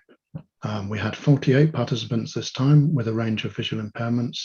And the photograph on the right shows a person using the prototype UNAV, which was arranged on a shelf below a 15-inch touchscreen, which displayed an on-screen keyboard. Next slide, please. The result of this user test was quite positive. Everyone said that the UNAV was quite acceptable. Sorry, I'm using shorthand. UNAV is our internal code name for the Universal Navigator. And the common question we had at the end was, how soon would a device like this be available? And the photograph on the right shows another person using the same setup, this time with the bag selection screen. Next slide, please. After some minor improvements to the software flow, we then ran another user test, this time in the US, and we partnered with Disability Link and Center for Visually Impaired, both in Georgia. We had 20 participants, and again, we saw similar findings. So everyone managed to complete the task and all felt it was acceptable. And the photograph on the right of this slide shows a person in a wheelchair using the same setup. This time they're interacting with a menu screen. Next slide, please. So we had a good concept. This was NCR designed this concept, and then we partnered with Storm Interface, who developed and engineered the final product. Storm also badged this as the audio nav device, so you might have seen that terminology. This was awarded the RNIB Tried and Tested accreditation, and through Storm, we also agreed to offer this to other vendors because we didn't want this just to be an NCR part. The photograph of the UNAV shows the production device. It has 4 buttons, up, down, left, and right, which are arranged in a diamond shape around a central select button. Audio jack and volume button are located to the left, and the key tips, audio socket and volume button also illuminate, and tactile features are used to differentiate each button. Next slide, please. So now we have this device, we've started integrating it into different products. And the first product I wanted to mention was our self-checkout product. This is used for scanning and paying for goods in a grocery store or a retail store more generally. So the product is rather complex. So for those who perhaps haven't seen or used one before, I'm going to try and describe it. The main device consists of a scanner scale at approximately waist height. This has a touchscreen above this and an illuminated signage pole at the top. Below the scanner and scale are devices to accept cash, with coins on the left and notes on the right. And the UNAV is placed in between these two modules with a receipt slot beneath it. And then there's a bagging area to the right of the main unit. Next slide, please. We've also integrated the UNAV on some of our kiosks, like the XK22, which is a kiosk that can be used for food ordering or for other purposes. And again, I've shown a picture of this. In this instance, it's a wall mounted, although it can be pole mounted, and it's a 22-inch portrait touchscreen kiosk. The screen's at the top. Then there's an angled surface beneath this with the UNAV on the left, a contactless card reader in the middle, and a combined card and keypad payment device on the right. Next slide, please. So how does the UNAV get used? Well, this is where the software and hardware come together. The first thing to do is to activate the accessibility mode. This can be as simple as pressing the central button on the UNAV. At this point, the new UNAV lights up and the speech begins if you've plugged in headphones, and left and right take you through each option in turn, and up and down take you to the next or previous block of instructions. The currently selected option is shown visually with a visual highlight, and it's also vocalized. And on the right of this slide, I've shown a couple of pictures. That one at the top is a person pressing the central button on the UNAV, which illuminates with green light, in this case around the direction buttons, and white light around the audio. And on the bottom right is an example screen of a self-checkout user interface. The currently selected option, which is search, in this case has a colored border and is vocalized if you plugged in the headphones. And the accessibility button is also highlighted to show that that mode is active. Next slide, please. So I realized that was rather rushed, but I just wanted to give you a flavor of what we do right now. This is all current technology. I'd like to take the opportunity to thank everyone who's spent time working on or refining accessibility standards over the years. I know it's a difficult job and I very much appreciate it. However, from an industrial perspective, I'd also like to reiterate the need for harmonization. In NCR, we now track 55 accessibility standards, which pertain to self-service in 48 different countries. Unfortunately, these often differ and sometimes conflict in their technical detail. I didn't want to let the opportunity go by without saying my personal view is the Section 707 of ADA seem to offer a well-defined set of requirements, and these could be applied more broadly. And if additional software requirements are needed, the Web Content Accessibility Guidelines have been widely adopted. Unfortunately, these two together also harmonize nicely with EN 301549, which has been adopted not only in Europe, but also in Australia, and may also be picked up by Canada. And finally, I'd like to say that any future standards should allow for newer technologies, as other panelists have already mentioned. So these might be technologies such as touchscreens, voice, gestures, interaction with smartphones, or something else that we don't know about yet. Because we'd like to give the opportunity to everyone to use innovative and usable new solutions. So thank you everyone for your time, and I'd like to thank the other panelists for a very informative session. Thank you. Now back to Sachin. Thank you, Phil. And the last presenter for this panel today is Laura Miller from Vispero. Laura? Thank you. Thank you, Kathy and the Access Board and Sachin for my invitation today. I work for Vispero, which is a parent company of assistive technology and accessibility consulting. We are the creator and developer of the JAWS screen reader. And so what I'm bringing today is a quick discussion about the screen reader and the JAWS screen reader for kiosk and how that has been customized for kiosk usage, as well as a couple of new technologies and features that we wanted to share or were asked to share. And so what is a screen reader? Just very quickly, it provides dynamic voice input that changes as the content on the kiosk changes. Dynamic being a critical factor for more complex kiosk solutions. And voice input and voice output are available using a screen reader. So, or using JAWS. And the first one that I wanted to show today is that video.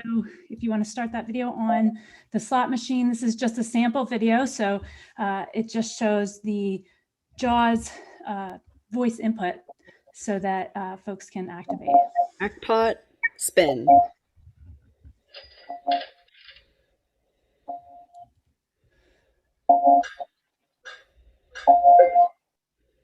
Jackpot, next. Slot 1 moving up. Jackpot, next. Slot 2 arrow down. Jackpot, previous.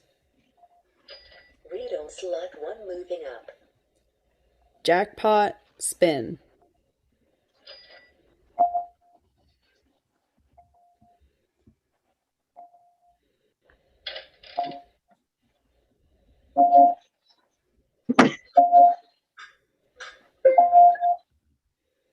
Slot 1 moving up. Slot 2 turn right. Slot 3 turn left. Slot 4 download. Reset. Press B to spin the slot machine.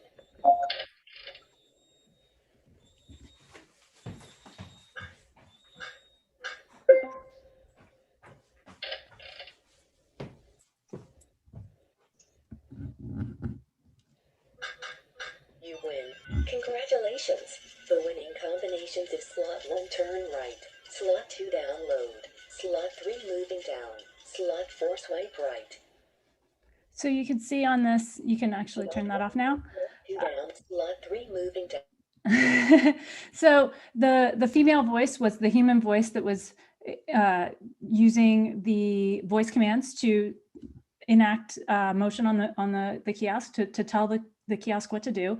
And then when they were told to hit a button, the button that they were using was the navigation nav pad, audio nav, as was described by both Baron and Phil previously. And so that's just an example application of using voice input and voice command to sort of activate that kiosk. The next video, I'm actually going to show myself here. It's sort of fresh off the press. You may have seen recently McDonald's announced that they working with NFB, some new accessibility features on their kiosk, and we've worked with them to come up with a few a very usable kiosk experience for users using a screen reader. And so I will play that now, and please let me know if you can't see or hear it. It's Jonathan from the JAWS team, here to demonstrate placing an order using audio navigation. Wait a sec. Did sound come on that one? Yes. It did? You could hear the sound? So to begin, we will plug in our headphones.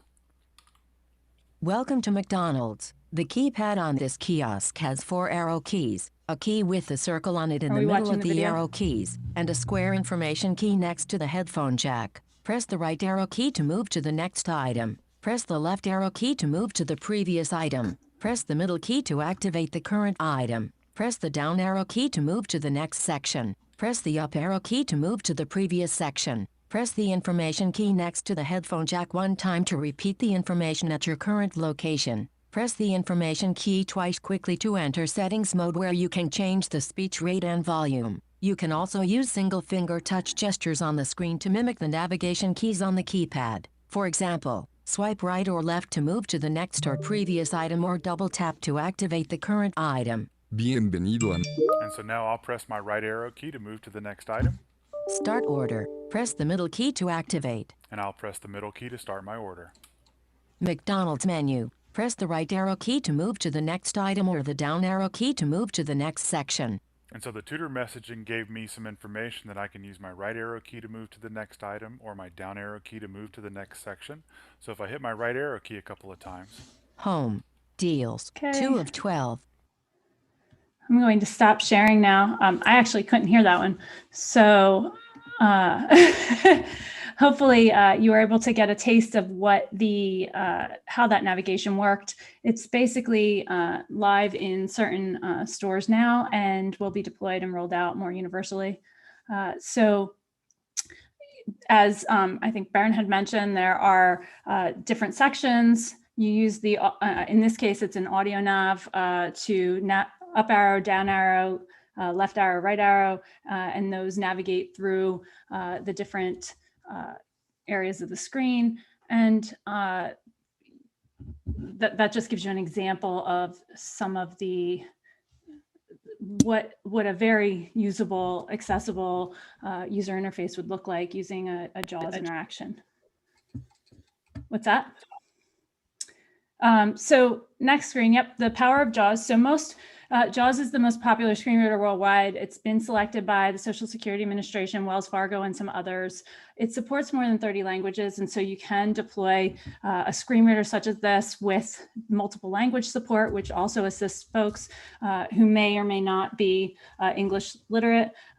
Users can customize their settings in between as they're using it, and the settings reset between users. And it's the same interface for all customers. And that's one of the huge things that we have heard a lot of feedback about with regard to two different user experiences, having the same user interface for someone who is blind or has low vision versus someone who is in a wheelchair or someone who is sighted. Those are all things that having that same consistent user interface. It's configured to work in this case with that Storm Audio Nav keypad, and it can work with other input devices.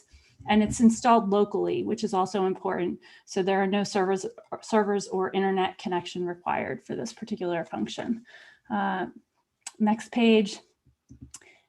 It supports JAWS for kiosk, supports headphone jack detection. So if you insert your headphones into the kiosk, it would activate JAWS automatically. Other ways of activating JAWS include using a particular keypad entry, and there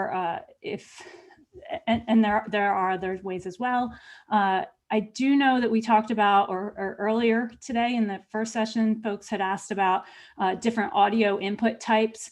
Certainly there are workarounds, Bluetooth and other things, other technologies that are emerging. But in this case, just a regular audio auxiliary jack is used to activate the screen reader. You can specify as an individual user, you can modify the speed, the volume, and the verbosity level. As I said, multiple languages and voices. I like to give the example of Outback Steakhouse. They could actually use an Australian accent if they wanted to. And then customizable and context-specific help and interaction. Your kiosk can actually provide people with dimensions of where the touchpad is, where the credit card reader is, all via audible cues through the JAWS screen reader welcome message.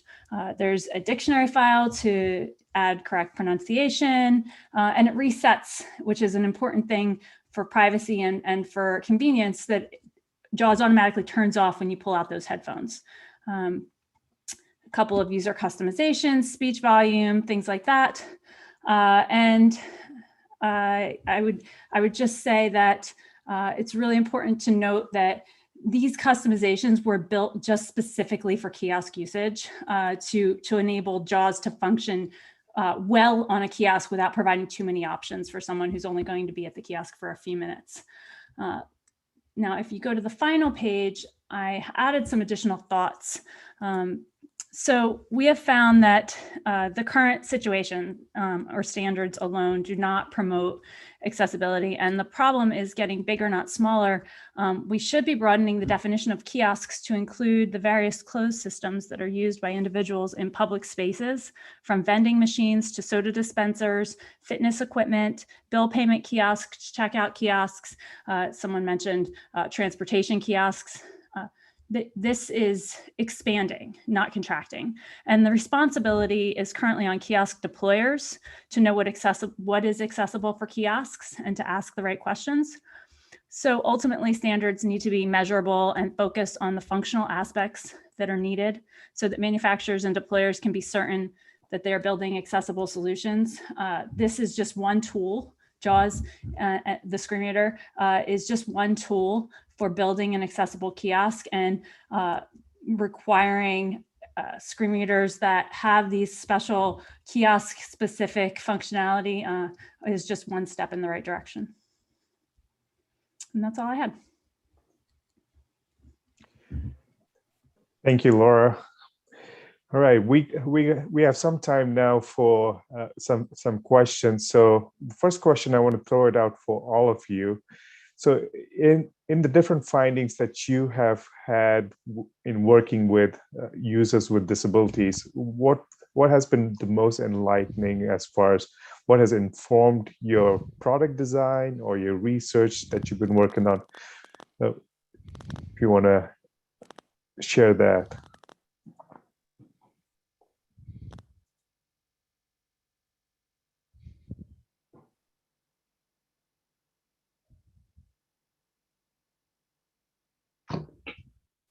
Sure. This is Phil Day from NCR. I'll start us off. My background is usability and user testing, so this is a terrible admission to make. But the biggest thing I found was that concepts that we thought were really good tested very badly. So there's no substitute for user testing and building lots of things that you throw away on the path to getting the right solution. That's me. Thanks, Phil. Anyone else? Sachin, can you repeat that? You cut out for a second on my end. Sure.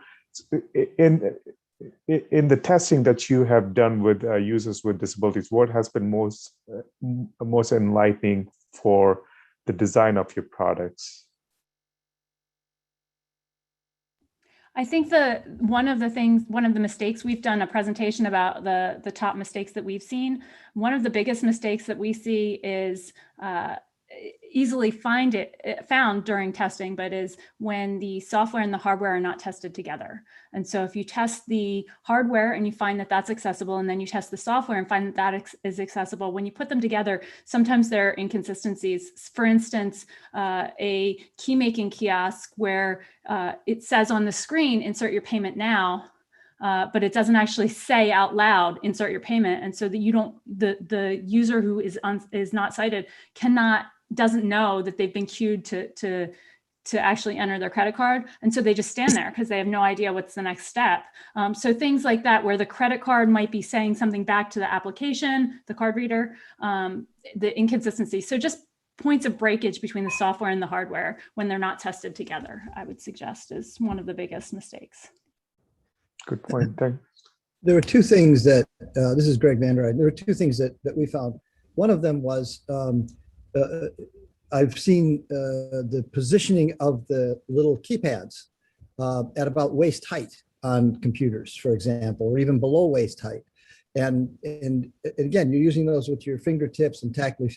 You have to sit down on your hands and knees if you want to be able to use a thing there. You can't sort of use it upside down while you're standing. So just sort of a lack of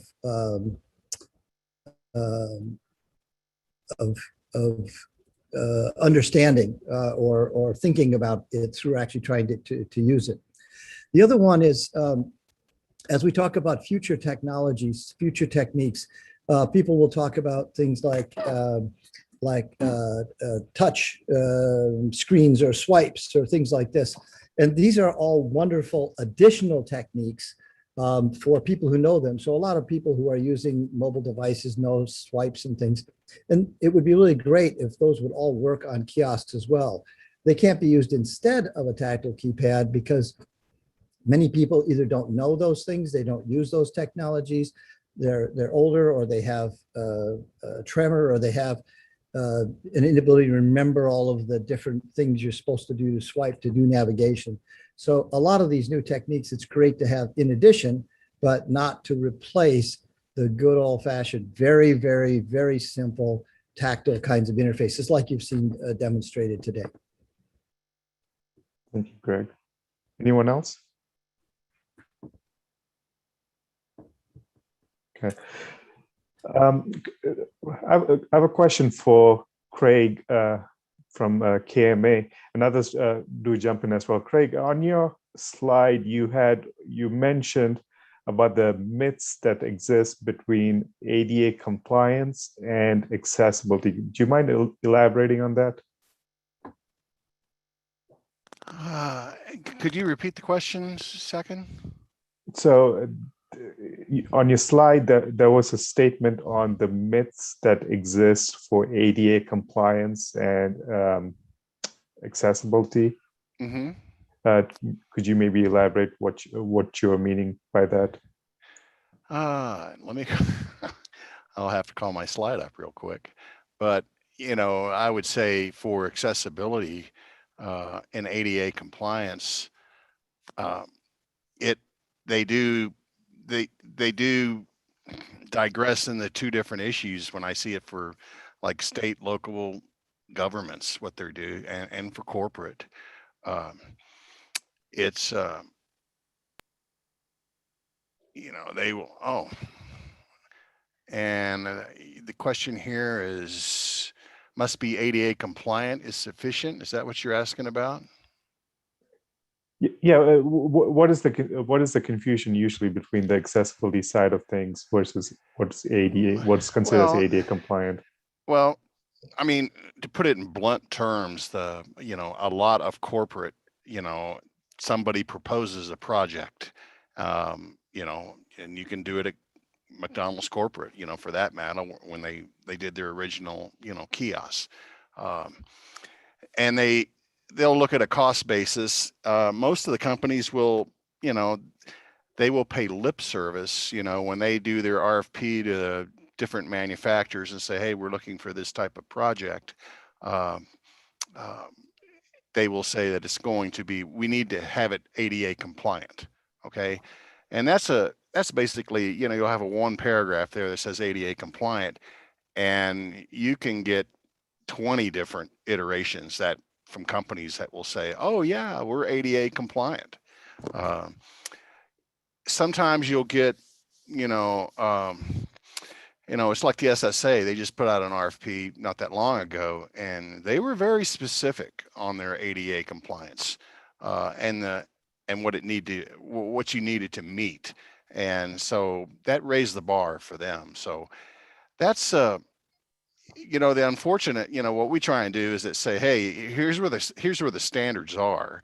And you need to reference these standards specifically if you really are intent upon meeting them, because a vendor will tell you anything to get the deal.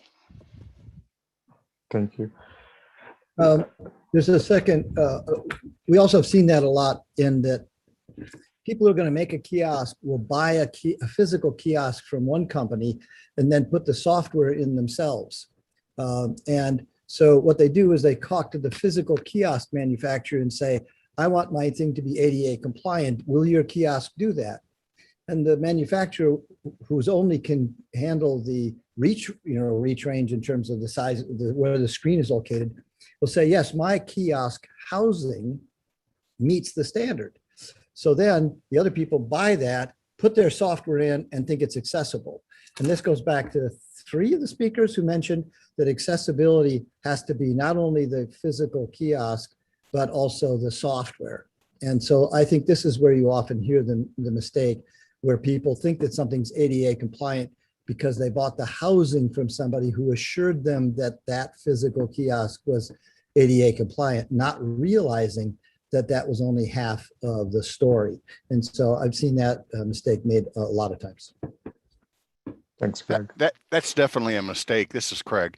That's definitely a mistake that historically the industry has had. I think probably, nowadays, all of the kiosk companies, are much more solution oriented, so that when you order something, you're going to get software and the service and the warranty and the hardware all integrated there. So it was a problem before, but it's lessening now, because everybody now wants to buy a turnkey solution from one company. Yep. And I want to give a shout out to the KMA for all of the work they have done to really bring this to the fore. The only place we're seeing it a lot now is little bitty companies off to the side doing this, but the people that are KMA members, people who are really mainstream in this area, are much more aware of it now due to the efforts of the KMA. That's very nice of you to say. I appreciate that. Thank you. Laura, I want to ask you about, I was interested about your first video you showed about the slot machine, the accessible slot machines. Now, often we talk about accessible kiosks or self-service transaction machines in environments like, where it's a metro stop, or where, some transportation, or an airport, or in those kind of areas. Often we don't touch on places of leisure or entertainment where people with disabilities do like to go to those places, but often are left out because the products are not accessible.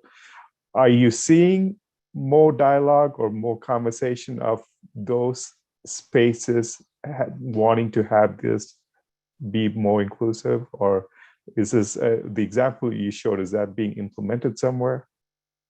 So that slot machine example is not, that was just a demo of for us to showcase the way that the audio voice command works. However, from a hospitality standpoint, there is interest in the hospitality industry to be more accessible. We were just a part of the Travelability. I think it was sort of like a Shark Tank type thing where you presented your concept for accessibility. And there were some great ideas out there and some great folks that were judging that are pretty prominent in the hospitality space. So there is an effort in hospitality to become more accessible. I think they have some COVID related things to overcome that maybe will take priority over the next few years, and hopefully they'll be able to recover in a way that is accessible. I think one of the concerns, or one of the areas in which this has become more of an issue, is all of the COVID kiosks, the COVID screening kiosks, all of those kinds of things that are in the healthcare space that are affecting folks with disabilities more so than people who don't have disabilities, and yet those kiosks are still sadly lacking in any accessible features, and should be more accessible because it's healthcare, it's private information and things like that. So I think hospitality is one area that would be great to see accessibility and accessible kiosks become more standard. However, I think that there are that healthcare probably is the one that I think should take the next step up, particularly given COVID. Thanks, Laura. If you had to pick one, but hopefully we can Sure, get yeah. them all, right? No, I agree. Next question I have is, what trends, as far as the innovations that's happening these days, are you seeing trends in the or designs that are taking place that can address some of this access to, or complement some of the findings that you have, or what's happening or what's coming that is going to better address some of these access solutions?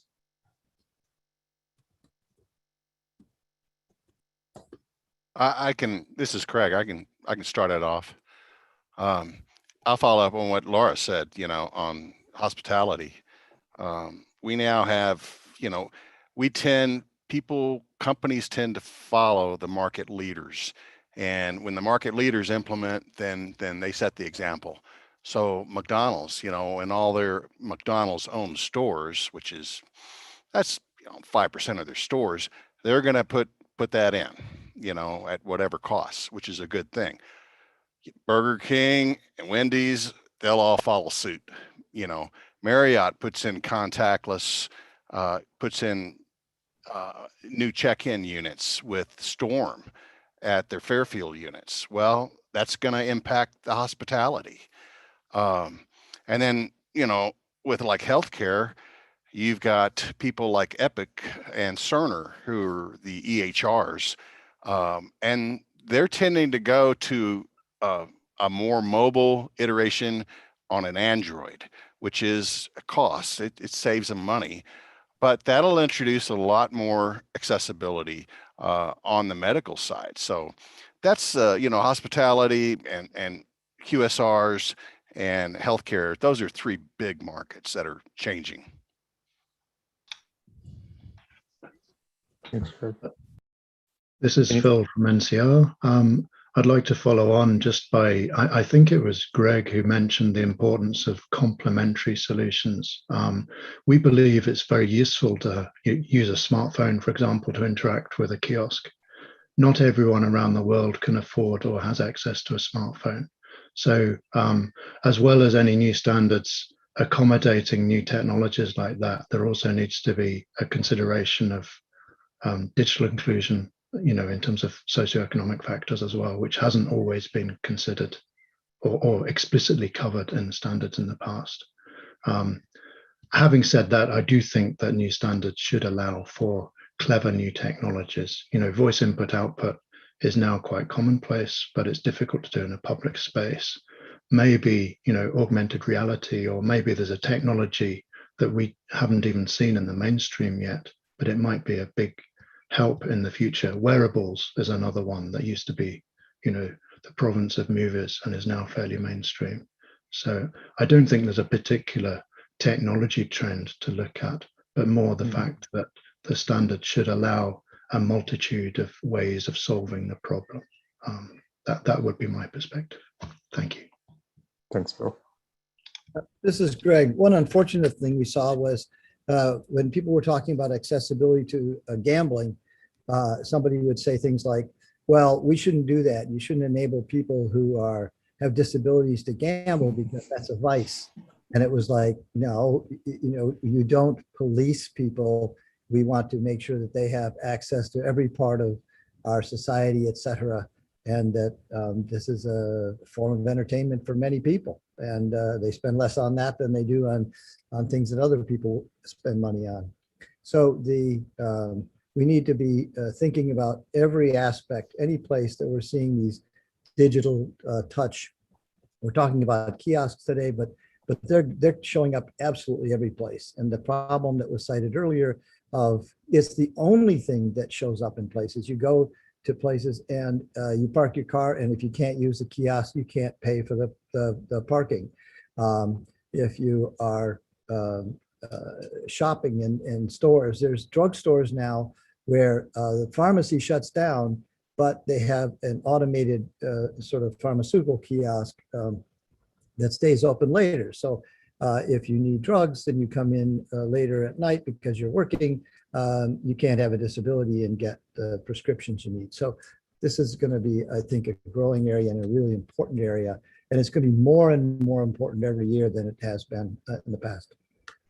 Thank you.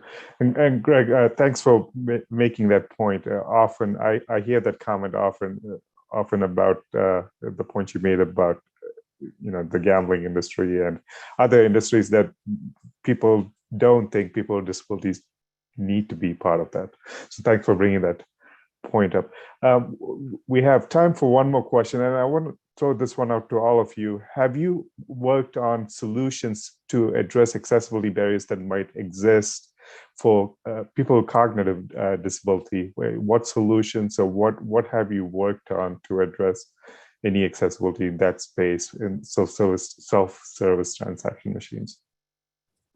We have a large effort ongoing right now, two of them that deal with this. And one of them is trying to find, it's hard to have rules for cognitive accessibility because they tend to not be something that you can measure, like you can measure inches, like making sure it's easier to read.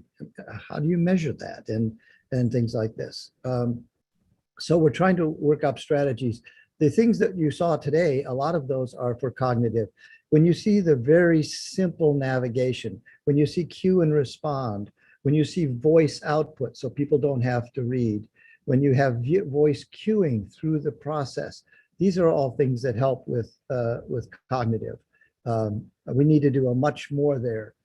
The other thing that we're looking at, and I'm just going to mention it because it's a big effort, and that is looking at using next generation technology. The interfaces we have today are going in not the next, but the next generation interfaces aren't going to look anything like we have today. And our current accessibility approaches are going to start failing. So we have a project set up just to do that. So anybody sort of interested in that, let me know, because we're putting together the teams to be addressing that. But one of the things is this new approach to technology accessibility, I think may hold promise for giving us access to for people with cognitive disabilities, because it doesn't depend on manufacturers having to do a bunch of things on a checklist, but actually having something that will take content and make it accessible on the fly for each individual. We talk about the Infobot and IUIGs, but that's a long topic, so I'm going to step back here and just invite people to call me if they want more information. Greg said some good things there. If you don't mind, this is Laura. I just wanted to sort of build on those. One is there are a couple of things that we look for, which is something like no timeouts, so that the kiosk doesn't reset or stop working and create a new session so that someone has to start over, to give people more time if they have cognitive issues. And then another would be the ability to easily turn off or easily extend the time. Another thing that we would suggest is, and we think is going to happen, is that a more common sort of interaction and expected experience, as people get more familiar with how a kiosk works and where things are on a kiosk, there's a learning curve. And if all kiosks sort of tend towards those commonalities, it won't be the same learning curve every single time you have a different experience. When you go from one kiosk to another, you'll have some commonalities to be able to build upon so that you're not learning from scratch. And hopefully that does help as well. People are becoming more used to technology. The last thing I would say is new technologies absolutely can be great, but we have to worry and keep an eye on new technologies, because things like touchless technologies can actually take us back from accessibility. If it's touchless, we need to make sure that we're also building it to be accessible. That doesn't mean that touchless by itself is not accessible. It just means we have to keep an eye on those technologies and make sure that the solution you come up with is also accessible, not just cool and new and fantastic technology. Thanks, Laura. Anyone else? It's Phil from NCR again.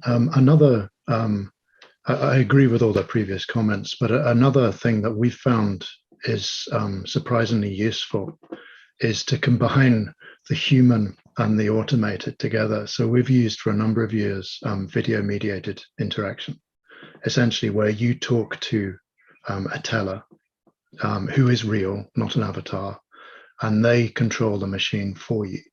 Originally, that was done to provide more banking services in a rural community, but we found actually it scales quite well to other purposes.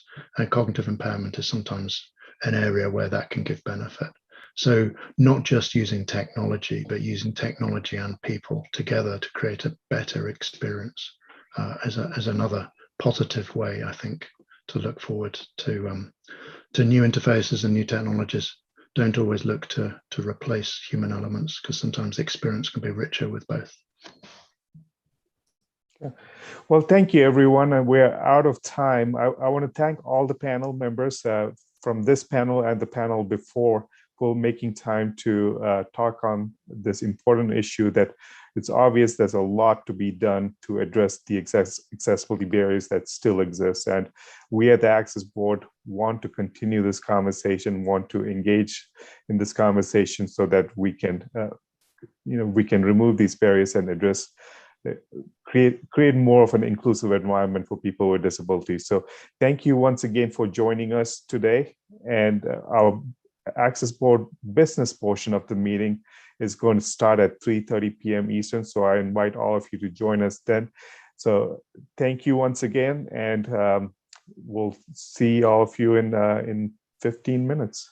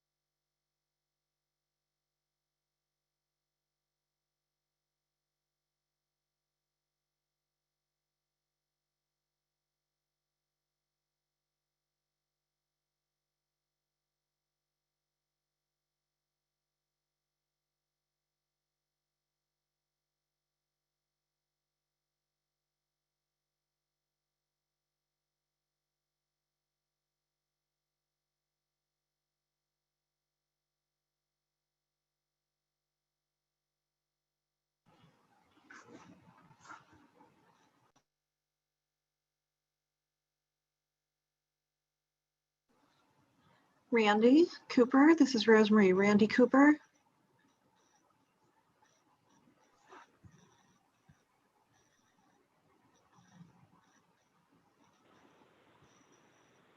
Good afternoon, Randy. Rosemary. Ah, perfect, it worked. Thank you so much. Woo! Good afternoon. Good afternoon to you. Thank God it worked. All right, good enough. Thank you.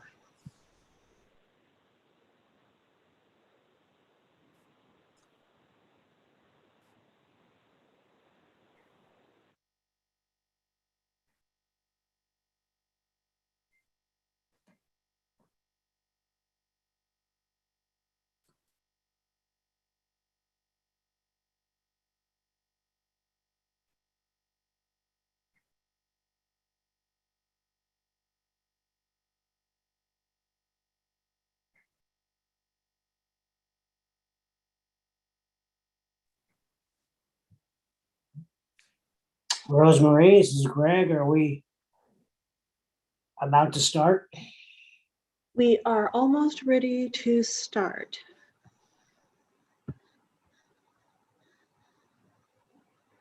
Court reporters, and sign language interpreters. Let's see. Interpreters are ready. Okay. And I do see a court reporter on duty now.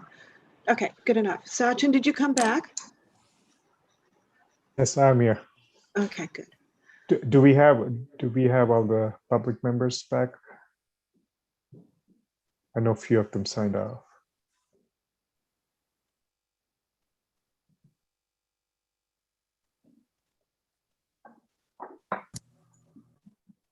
Whoops, I'm muted again. Looks like we have. I'm here. Or Yeah, I was Guthrie. going to say, I won't know that they're actually at their places unless I call their names. Okay, that's fine. Greg, I think we should be good. All right, why don't we go ahead then? And we're going to officially open up the May 19th, 2021 meeting of the United States Access Board. And as we can all see, we are still participating remotely, but we are pleased that anyone who is joining us has taken the opportunity to join us as we begin our May meeting. At this particular point in time, I welcome not only the visitors, but most importantly, our members, public members and governmental members. And so in order to conduct business, I think it'd be appropriate if I have Rosemary call the roll. Rosemary, you want to call the roll to see our attendance for today, please? Yes, thank you.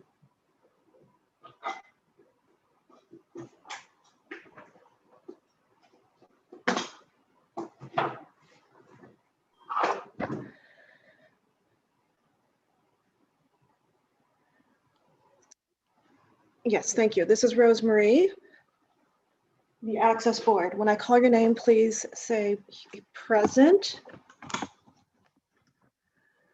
Starting with Health and Human Services, Allison Barkoff. Present.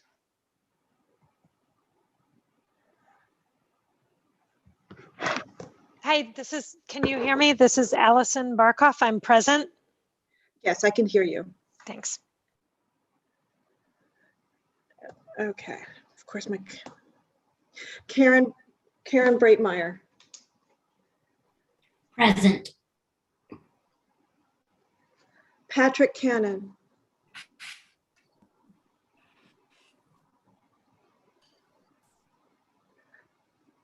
Department of Education, David Cantrell.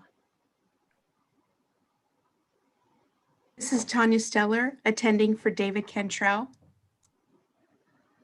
Gregory Fairback. Present, Rosemary. Mark Guthrie. Present. Christopher Hart. Present. Matt McCullough. Good afternoon, here. Victor Pineda. Present for Berkeley, California. Oh, Thank you. Howard Rosenblum.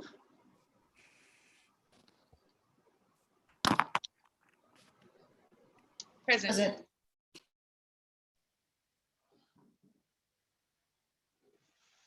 Deb Ryan. Present.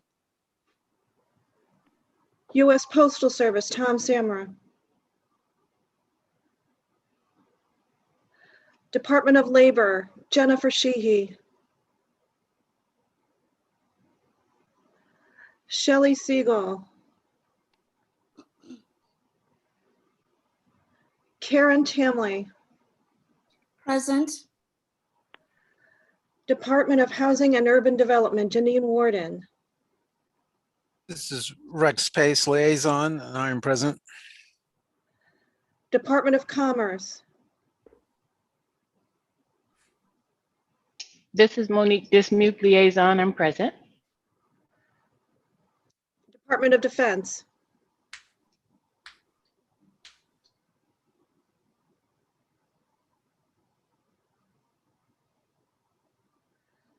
General Services Administration. Thomas Yukavich, liaison, present.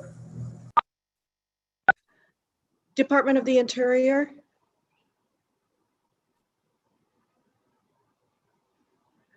Department of Justice.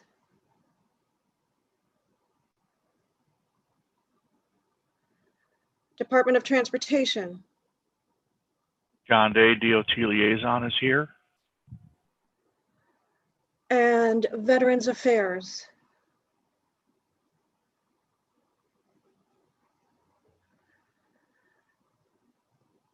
And one more time, do I have Patrick Cannon? Mr. Chairman, we do not have a quorum. All right, thank you very much, Rosemary. Our approval of March 10th minutes, we will hold till our next meeting, since we don't have a quorum. But if anybody wants to look at them and have comments in preparation of that meeting, please don't hesitate to do so. At this time, I'd like to call upon our Executive Director, Sachin Babajan, for his Executive Director report for this month. Sachin. Thank you, Mr. Chairman. Good evening, everyone. Before I get to my report for this meeting, I do want to express appreciation for all those who have helped in getting this board meeting going, especially to all my staff who has worked really hard behind the scenes to get all the different aspects of the board meeting organized. I also want to reach out to all the liaisons who are who's joined us during the board meetings. And when you have knowledge of your appointees within your agencies that we can connect with so that we can inform them about our agency and so that we can continue our business to have a quorum, please do contact me. Let me know what I can do on my end to encourage members from our federal side to join our meetings. With that said, going to touch on some of the activities since our March board meeting. So with our Architectural Barriers Act enforcement side of things, since mid-February to mid-April, we've had about 26 complaints that we have received, and out of which 6 of them we have closed after corrective actions. So since the beginning of this fiscal year, we have received close to 100, we've received 110 complaints, and we have closed 31 of those complaints with corrective actions. Last board meeting in March, we had our opening of the Autonomous Vehicle Forum. So we had 4 of those sessions in that AV forum, which was well received. We had several conversations around how autonomous vehicle could impact people with mobility disabilities, but also sensory disabilities. There was a lot of dialogue in regards to what needs to be done, what innovation is happening, and what more. I'm fine, but I got back. Sorry. Okay. Sorry, I lost my train of thought. We've had several conversations around the AB forum, and it's encouraging to see the interest that exists, and we are going to continue a dialogue around this topic because we see the importance of this being that it needs to be addressed, and we need to engage in the dialogue with all our stakeholders to make sure accessibility is not forgotten when design of AVs is being considered. Since the beginning of this fiscal year in training, we've had over 32 trainings so far, and since we're in the virtual environment, we have trained over 9,000 people, and we had 9,000 participants in our training. Doing the virtual platform has helped us outreach more and get our trainings and information out to more audience, which is a little over 30% increase from the previous year. And that's a pretty significant jump just in the first half of this current fiscal year. We continue to have our monthly trainings, which is on Section 508 and the built environment. Our next 508 training is going to be on the 25th, and we have another training on built environment, which is going to address assembly areas on June 3rd.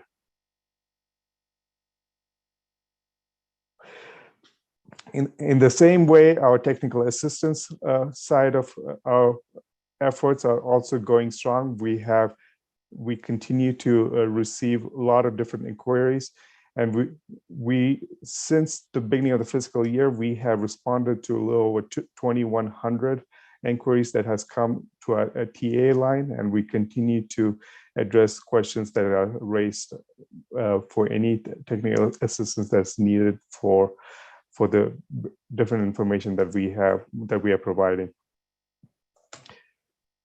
I've had the opportunity to present in different settings and virtual conferences. A couple of the conferences I've been invited to speak at is the State of the Science conference in April, where I was the keynote speaker. And I've also been asked to be a panel member for the M-Enable Summit that also took place in April. I've spoken at a few different universities as well, getting more information out there about the U.S. Access Board and how higher education need to prioritize accessibility in the various courses that is being taught on campus, and how accessibility needs to be really embedded into coursework rather than students finding out more about it after they graduate. So it's been enlightening for me to be invited to some of those university discussions about the Access Board and accessibility. We're also trying to engage with our federal partners. We've had conversation with FEMA. We've been in conversations with NIST in regards to voting accessibility. Recently, we've had conversations with DOJ and DOT in regards to the different rulemakings that we are working on. So we're trying to engage more of our federal partners in the various areas that the Access Board could be of help, but also finding ways to collaborate in the different work that we are doing. And I'm going to continue to do that with other agencies as well, all the 12 agencies we have on our board, so we can find ways to work together on the different efforts to push accessibility. Right now, the agency is in the process of working on a strategic plan. We, as a staff, have been working on this plan, and this week we met with our board to kind of present our draft ideas on what the plan is going to consist of, and getting feedback from the board as well. We plan to submit this plan on June 4th.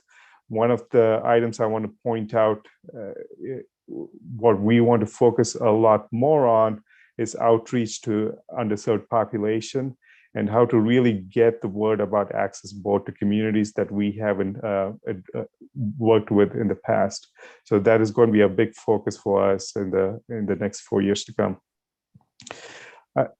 The other area that we're going to focus on and already have started conversation with is the tribal nations.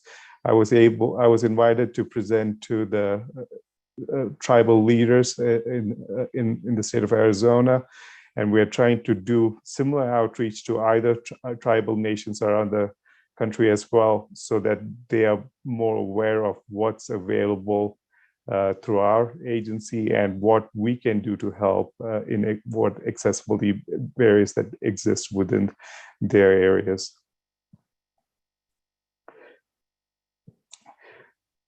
With that said, we've been pretty busy with a lot of activities that's been going on with training and technical assistance, but rulemaking is definitely our big priority. Like I said last time, public rights of way is one of our highest priority right now, and we are working on making sure that that is addressed and that we can bring it to a finish.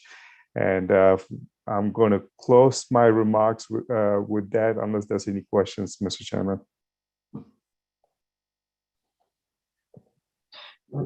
Thank you very much, Mr. Director. Appreciate your efforts and a great start as we move forward with your term, and good work from all of our people working in conjunction with you. So thank you, not only to you, but to everybody on the U.S. Access Board. We certainly appreciate it. Also, as many of you long-timers who always attend our meetings have noticed, we've made a change. We opened with the executive director's report, and but that means that we're now going to follow up with the traditional standing committee meeting reports in the traditional order. So we're going to now move to the technical programs committee with Chris Hart and his staff liaison team, Bill Biden. Chris? Yes, can you hear me? Can you hear me? Yes, Chris, we can. Okay, great.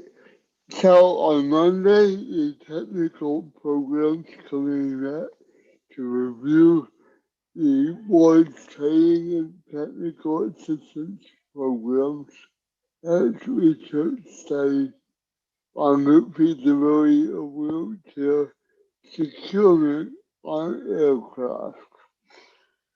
So as Saxon alluded to, in the first 4 months of this year, the board has conducted 25 virtual trainings, and in doing so, they have provided training to over 7,000 participants. That is on pace for the 2-quarter total of FY 2020. In addition, the technical assistance staff has responded to more than 1,200 inquiries by email or phone since January. The board is continuing to liaison with the Transportation Research Board as they conduct the study to evaluate the feasibility of equipping passenger aircraft with wheelchair securement systems so that passengers might remain in their wheelchairs on flights. Over the next 3 months, that study committee will continue to meet in closed session to complete the final report which it will publish by the end of September 2021. I want to stress that the Access Board does not know what that study committee will issue in its report at this time.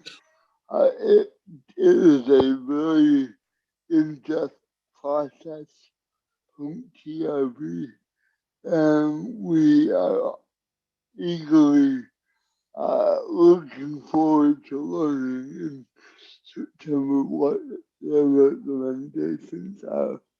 They will, once they have done that report in a final draft, we will, of course, hold a public event, and we will go through the report for the public. As you might guess, because this effort with TRB is so intense, financially, we do not have other research going on at this time. Going forward, as Saxon alluded to, we will again be restarting our OMB required cost benefit analysis to finalize rulemaking for production rights away. And we will be queuing up other research efforts, which we will brief the public on hopefully in July and September. So with that, if there are no questions, this concludes my report. Very good. Thank you, Mr. Hart. We will now move on to the next report, that being the Planning and Evaluation Committee, with our chair, Karen Tamley, and supported by Francis Spiegel, staff liaison. Karen? Sure. Thank you so much. Good afternoon, everybody. The Planning and Evaluation Committee engaged in a strategic planning exercise on Monday and Tuesday of this week for the purpose of preparing a draft strategic plan for the fiscal year 2022 through 2026. Staff will take board members' comments under advisement and prepare a final draft for leadership review. The draft strategic plan will be submitted to OMB for in early June for review. In addition, on behalf of the committee, I'd like to provide an update on the schedule of the board's virtual presentations for this year that will be held in conjunction with our upcoming board meetings. So first, on July 14th, 2021, we'll be having a virtual event that will address the accessibility of exercise equipment. On September 22nd, we'll hear from the Transportation Research Board, or the TRB, on the findings from its feasibility study on wheelchair securement systems on aircraft, which was commissioned by the Access Board. The final report has not yet been released, but the TRB has informed us that they expect timely release of the report in September. And then finally, on November 10th, we will be featuring an accessibility review of design trends in architecture. We'll hope you join us for all of these events. Mr. Chairman, that concludes my report. Thank you very much, Ms. Tamley. Appreciate your efforts. Next report is on the budget, conducted by Matthew McCullough, and Matthew is supported by our staff liaison, Jeff Sargent. Matt? Good afternoon, ladies and gentlemen. I'm going to cover two fiscal years.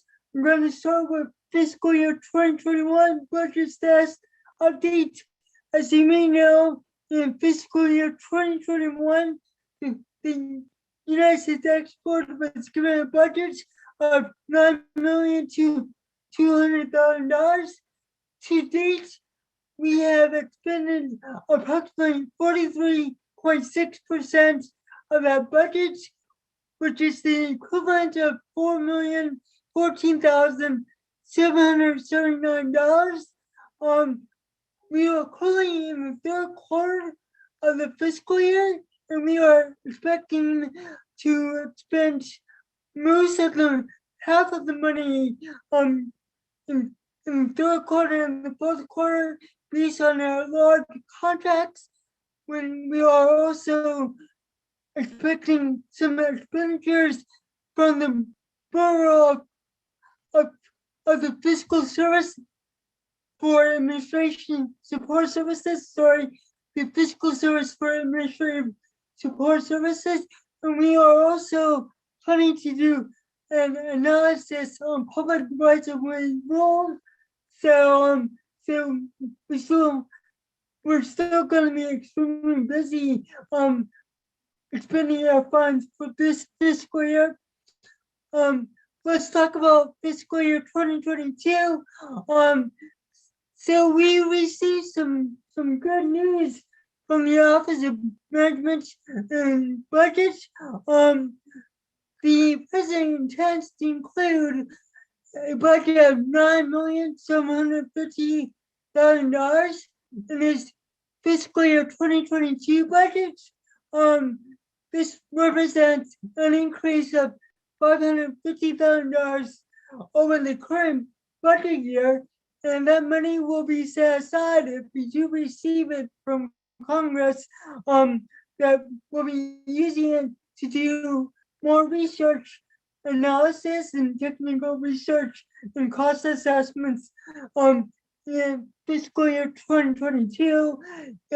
Yet, once again, President Biden needs to submit his budget to Congress, and so hopefully that figure of $9,750,000 will be reflected in the president's budget to Congress.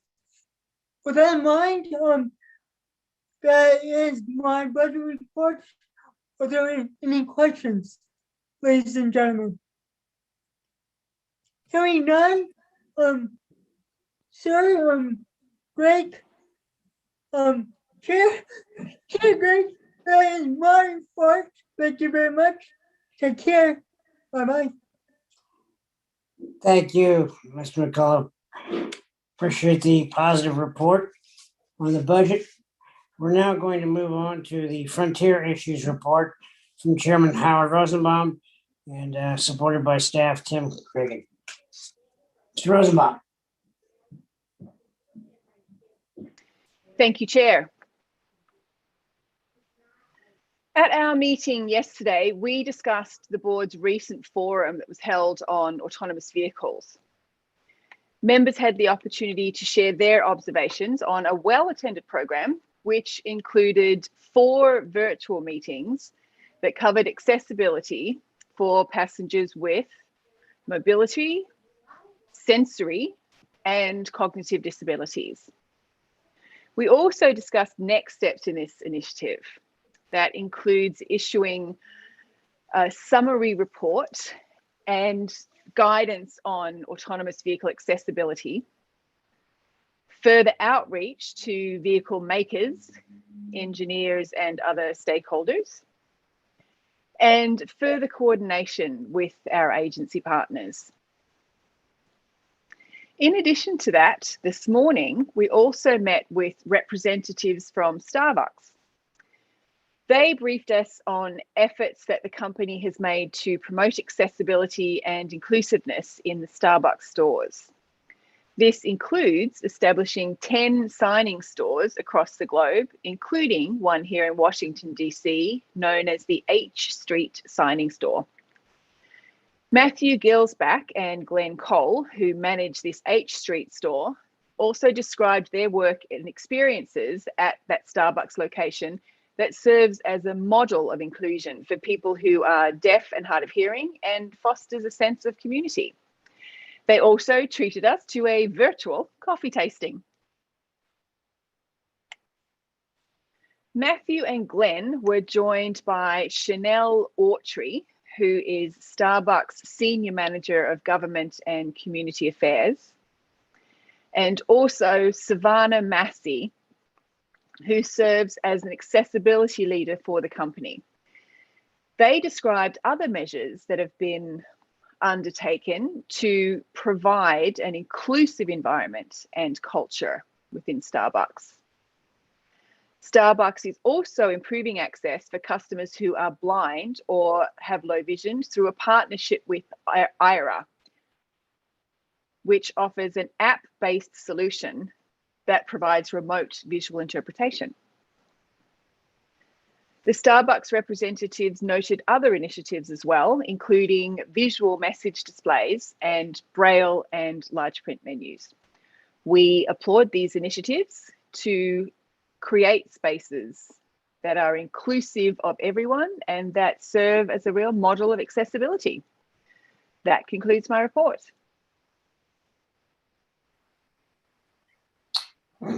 Thank you, Mr. President. Good report. We appreciate that. Our next agenda item is the Election Assistance Commission. And that is presented by Mr. Mark Guthrie and Mr. Pat Cannon, supported by Mr. Bruce Bailey. So, Mark, I believe you're up. Yes, I would like to ask if Pat is on here yet. I am. Okay, good. Okay. Want me to start, Mark? Excuse me? Did you want me to start? No, that's all right. I'll introduce you when I finish the report, but I'll be standing by. Yeah, I just want to make sure you're here. Yep. Thank you, Mr. Chair and members of the Access Board. Pat Cannon and I represent the board on the Election Assistance Commission Board of Advisors and its Technical Guidelines Development Committee, or TGDC. In particular, the EAC Board of Advisors and the TGDC is working on advancing the 2.0 version of the voluntary voting systems guidelines. And the VVSG is the best set of design criteria for assuring that the next generation of voting systems might meet or will meet high standards for accessibility, usability, and security.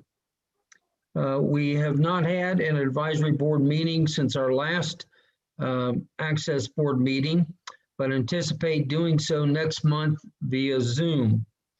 The TGDC recently formally renewed their charter and is actively in the process of vetting and approving its membership appointments. The TGDC meeting is not anticipated until the fall. Unless there are any questions, I would like to give Pat Cannon the opportunity to make a few comments, if that's all right with you, Mr. Chair. Absolutely. Why don't you go ahead, Pat? Okay. Thank you very much, Greg. Thank you, Mark. I'm the new guy on the Elections Assistance Commission and the Board of Advisors. And my introduction has been very interesting. As you could tell from Mark's report, we've had to learn a whole new set of acronyms. And I don't think I'm quite done yet, but it's been interesting. And I have observed that those who have been involved in the meetings that I've attended take the work of the EOC very, very seriously. And of course, it's serious work to ensure that elections are accessible to everyone and open and inviting. The origin of the Elections Assistance Commission is not intended to be a well-kept secret, but not everybody understands that it's not an old organization. It's been around for just about 20 years. It all started with what you'll recall was an interesting election in the year 2000.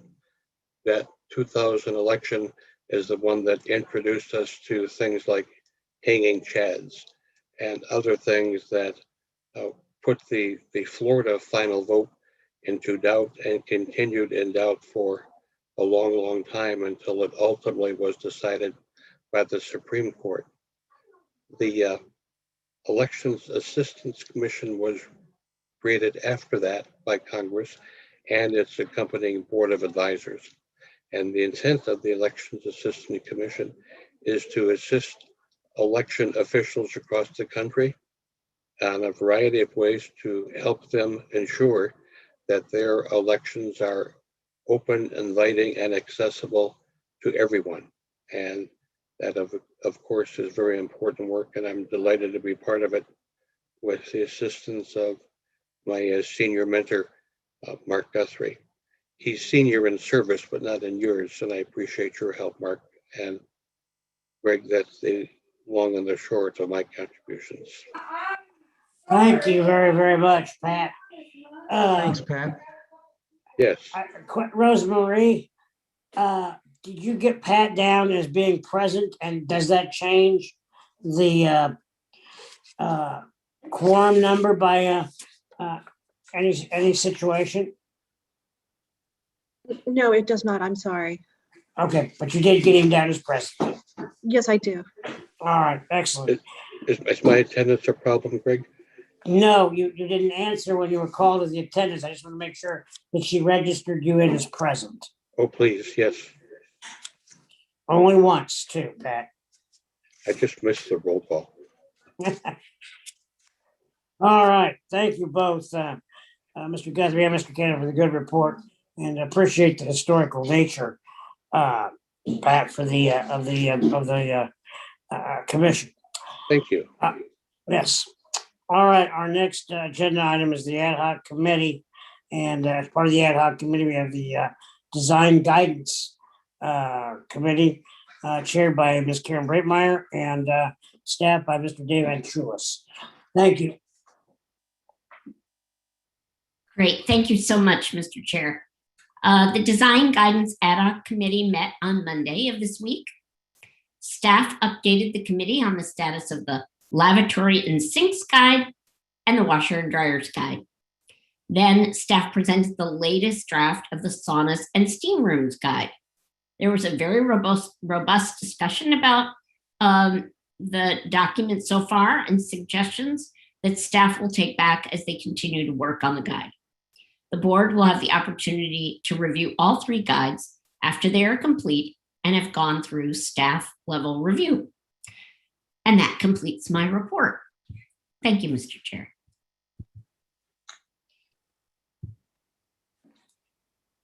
Thank you, Ms. Breitmeyer. I appreciate that report. All right. Any questions on any of the reports?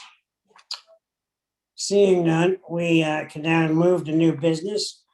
Do any of the members have any new business that they'd like to address at this time? All right, seeing none, I will go back to the director. Mr. Pavachon, anything else for the good of the cause? I don't have anything additional to add, Mr. Chairman, but I do want to make a note. The next board meeting in July is set for July 12th, 13th, and 14th. And I appreciate everyone making time to attend the meeting. And like I said earlier, if there's anything I can do to be of help to work with your agencies that doesn't have your political appointees present, if they're appointed already, please let me know what I can do to help out in the conversation. Thank you, Mr. Pavachon. All right. If I had a motion to adjourn, that would be our next cause of action. Is there a motion? So moved, Mark Guthrie. All right, it's been moved, properly seconded. We will see everyone in July. And again, thank you for your efforts in getting today's and the last 3 days' efforts put together for a good May meeting. We certainly appreciate it. Thank you. Stay well, everyone. This Bye, is everyone. Rosemary with the Access Board, and I'd like to thank Interpreter Jackie, Interpreter Marion, and Court Reporter